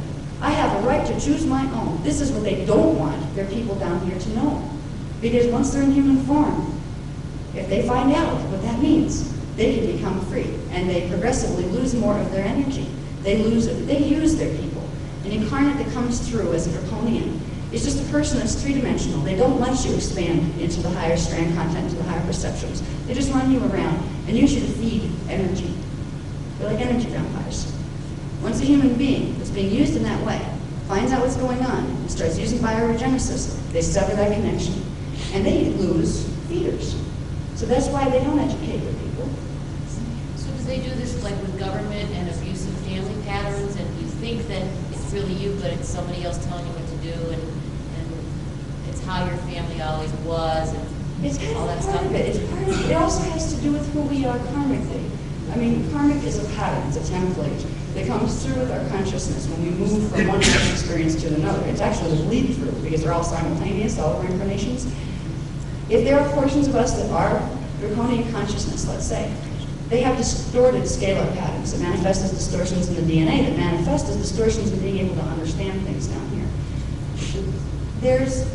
We can override those things. I'm trying to bring this around. This is a whole, bigger thing that if I go off on that tangent. Yeah, but if we don't really understand things thoroughly, how can we go on to the next thing? Can you just kind of get it over here? Yeah. Well, if I look at it this way, I have technically about 2.5 hours. If I go into every little piece really deep, we're not going to get past page 4, probably. I know, but you skimmed over, you said there were 2 Christs, one was a 9 and one was a 12, Yeah. and then you left it. Yes, I did. Well, if you want to learn more about that, you can read Voyagers too, because it's in the Secrets of Humanity. Yeah, there are other pieces of this. I'm not going to, like I said in the beginning, I've given 12 workshops of progressively more information that's even contained in the books. Okay? There's no way I'm going to be able, they were 6 hours each. Some of them went to 8 hours. There's no way I'm going to be able to give that to you, even in a full-day presentation. So there's going to be other pieces. But what I'm trying to do, there are pieces missing that you're going to need to fill in the blanks. But there will be tapes available from those if you want them. We're getting them ready hopefully for fall. We've videotaped all of the workshops. So if you want to learn more about a particular area, there will be information in workshop format on it. Okay? So I'm not trying to to poo-poo your questions and not answer them. I just have to kind of get through this program. Okay. Okay. All right. This is interesting. Pull that down just a little bit to show the top. Okay. Parallel and inner earth relationships. All right. This basically shows us, when I talk about, a lot of people that talk about parallel or inner earth, you know, the scientists kind of go like, yeah, right, you know, one of those airheaded people that don't know what they're talking about. It's a difference in frequency spectrum. If we look at our dimensional scale in the particle universe running this way, 1, 2, 3, 4, 5, 6, second harmonic, 7, 8, 9, etc. up. In Earth starts at where our 0.5 would be, where our dimension 1 starts down here. This starts in a little bit higher frequency, and it runs on a half step next to ours. When we get over to parallel Earth, this is running a full dimensional frequency band above or ahead of ours. So you see where our D2 is? That's where parallels D1 starts. So there's this correspondence between the inner Earth, the Earth, and parallel Earth. But if you can understand it, there's a difference in frequency. You're not going to dig down and hope to find the inner Earth. You're not going to get a big bulldozer out and try to dig through to China and find inner Earth in there. Because what you need to do is shift 45 degrees negative rotational particle spin. That's how you find inner Earth. And if you want to go to parallel, you shift 45 and 45, 90 to get over there. So it's a difference in particle spin rotation ratios. That really helps, because in the book it's deemed as impact. This is great. Yeah, you know, I wanted to put this in the book, but I didn't have time to do this graph, because to me the publishing deadlines.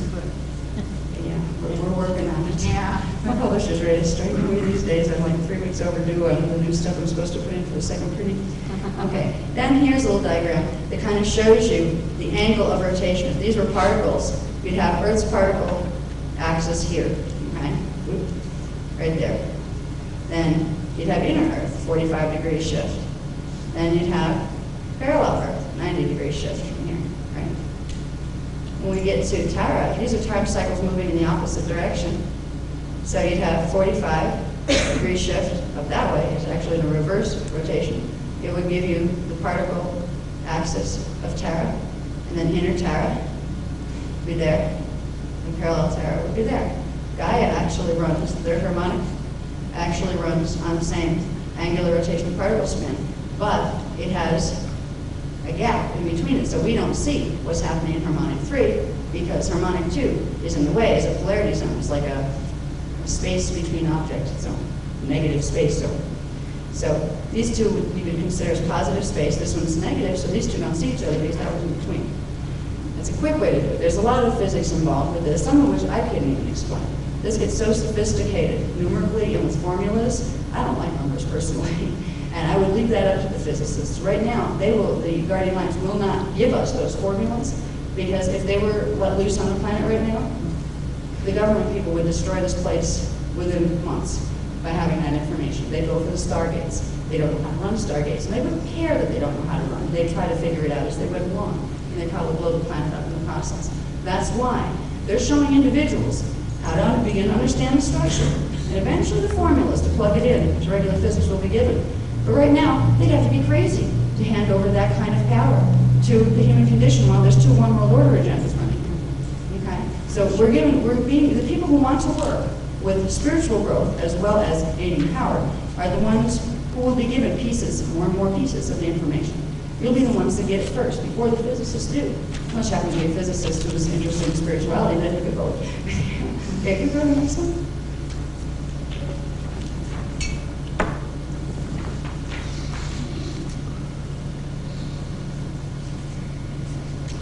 Primary methods of visitor contact. Okay. Okay, can somebody give me a time check just so I don't run over? Is there anybody monitoring that back? Oh, that's great. Oh, good. I can still keep going. Under the hyper pressure of that 1 hour thing that I knew I wasn't going to do. Okay. 8 primary methods of visitor contact. There's a number of ways they contact us. One of the most common is through pre-birth arrangements. Most of the people that are being contacted, even if it's by the negative agenda ones, they have pre-arranged contact agreements because they incarnated out of those soul matrices.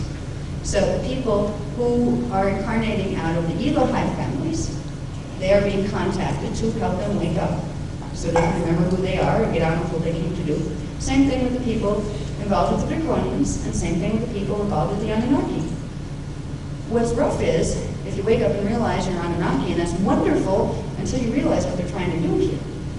Then it's like, wait a minute, you know, you may be family, maybe I incarnated as a member of you, but I'm going to rethink my contract. Just because you made an agreement while you were under a mind control, collective mind arrangement, and then came into individuation down here in a human form, you now have the right to choose your agenda. And you are not a bad person, you are not considered, you are not judged by the universe at large for whatever is in your gene code. Once you're here, you get a clean slate. It's time. If you have the awareness of what's happening, you can make your choices and you can give yourself that clean slate. You don't have to fulfill a birth agreement and say you were part of a draconian matrix and they said, well, we're going to do a one world order takeover plan down there and you're going to incarnate as part of our army. You know, you can get down here and finally realize what's happening and say, wait a minute, I don't think I like that plan after all. You know? Those matrices don't allow their incarnates to have consciousness of the higher dimensional things. They leave them, you know, kind of deaf, dumb, and blind. So they're puppets. Once the puppets wake up, they don't have to play games with the puppet masters anymore.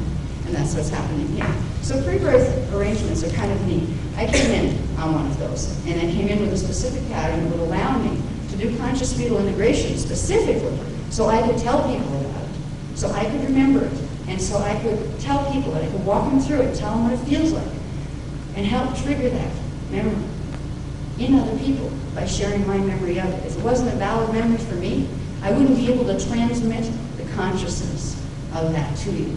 But I think most people can sense that I mean it when I say that.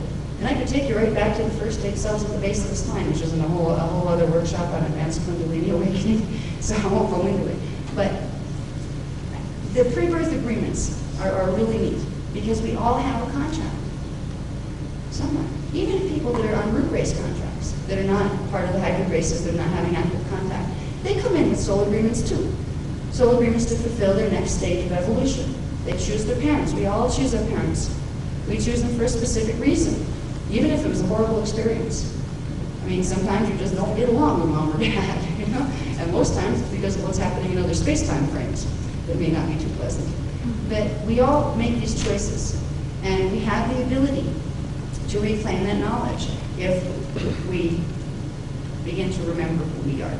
The pre-birth arrangements right now that are running most predominant are the ones that are run as the indigo children by the Emerald Order. The indigo children are hybrid strain. They're the original humans, but they're amped up humans. They have the Orpheum imprint, that original host-raised imprint, so they not only contain the potential of 12 strands, they can, if they fully awaken, do 24 to 48 strands. This means that they're capable of transmitting energy directly into the planetary grids to change the scalar wave templates of the planetary grids. They're coming in primarily to make sure this planet makes it through the stellar activation cycle between 2000 and 2017. If they weren't incarnating here, there's nobody else that has DNA activated high enough that can run 48 dimensions of frequency, or 48 levels of frequency, through to recode the grids. If the planetary grids were left the same way as they are right now, which is the same pattern that 200,000 years ago, 210,000, 216 years ago, when this place went into pole shift, the last stellar activation cycle, that same imprint, that same scalar configuration that caused the pole shift then, would have just naturally flipped over and caused it here. So there's major plans in operation in the higher dimensional fields to stop that from happening here. And great success has been done so far. There's been several major events that have, we're not getting the warning out, you know, like it's not time to, you know, go hide under things and start, you know, praying because it's all hopeless. It's not. It's not at all. But people with pre-birth arrangements with the guardian groups are usually here, not just for the personal evolution, it has to do with that, but they're here to help the planet. They're here to help run frequency to recode the scalar templates of the planetary fields so everybody can make it through this period without too much aggravation or getting wiped out or anything like that. Now, you can tell a lot. There are certain exercises. Some of the ones in here will help, and some of the ones we're going to do on Sunday will get right into the fetal integration thing. This is where you start to find your birth contracts, what matrix you came out of, what you came to do, and that's where you get to decide if you still want to do this or am I going to choose to do something else. Because you have free will. That's your divine spiritual right. Okay? So there will be technique to get you into that memory space. Now another method of contact is the obvious, the physical visitation, where they come in with the ships or they manifest. I don't know if any of you have had contact where, forget the ships, they just pop up in your room. Have anybody ever had that? Okay. They can be anything from little grays to very tall, nice-looking humans to anything in between. And they do direct manifestation. Why? Because they have control over the DNA template. They know they have it activated, and they can create something called Merkaba, which is a configuration in the bioenergetic field, a very specific configuration of the ratios between electrical and magnetic spin that creates what's called a vehicle of light and sound. It's a scalar configuration that changes the way the chakra system works. It changes the angular rotation of particle spin. So you can literally disappear and pop up someplace else.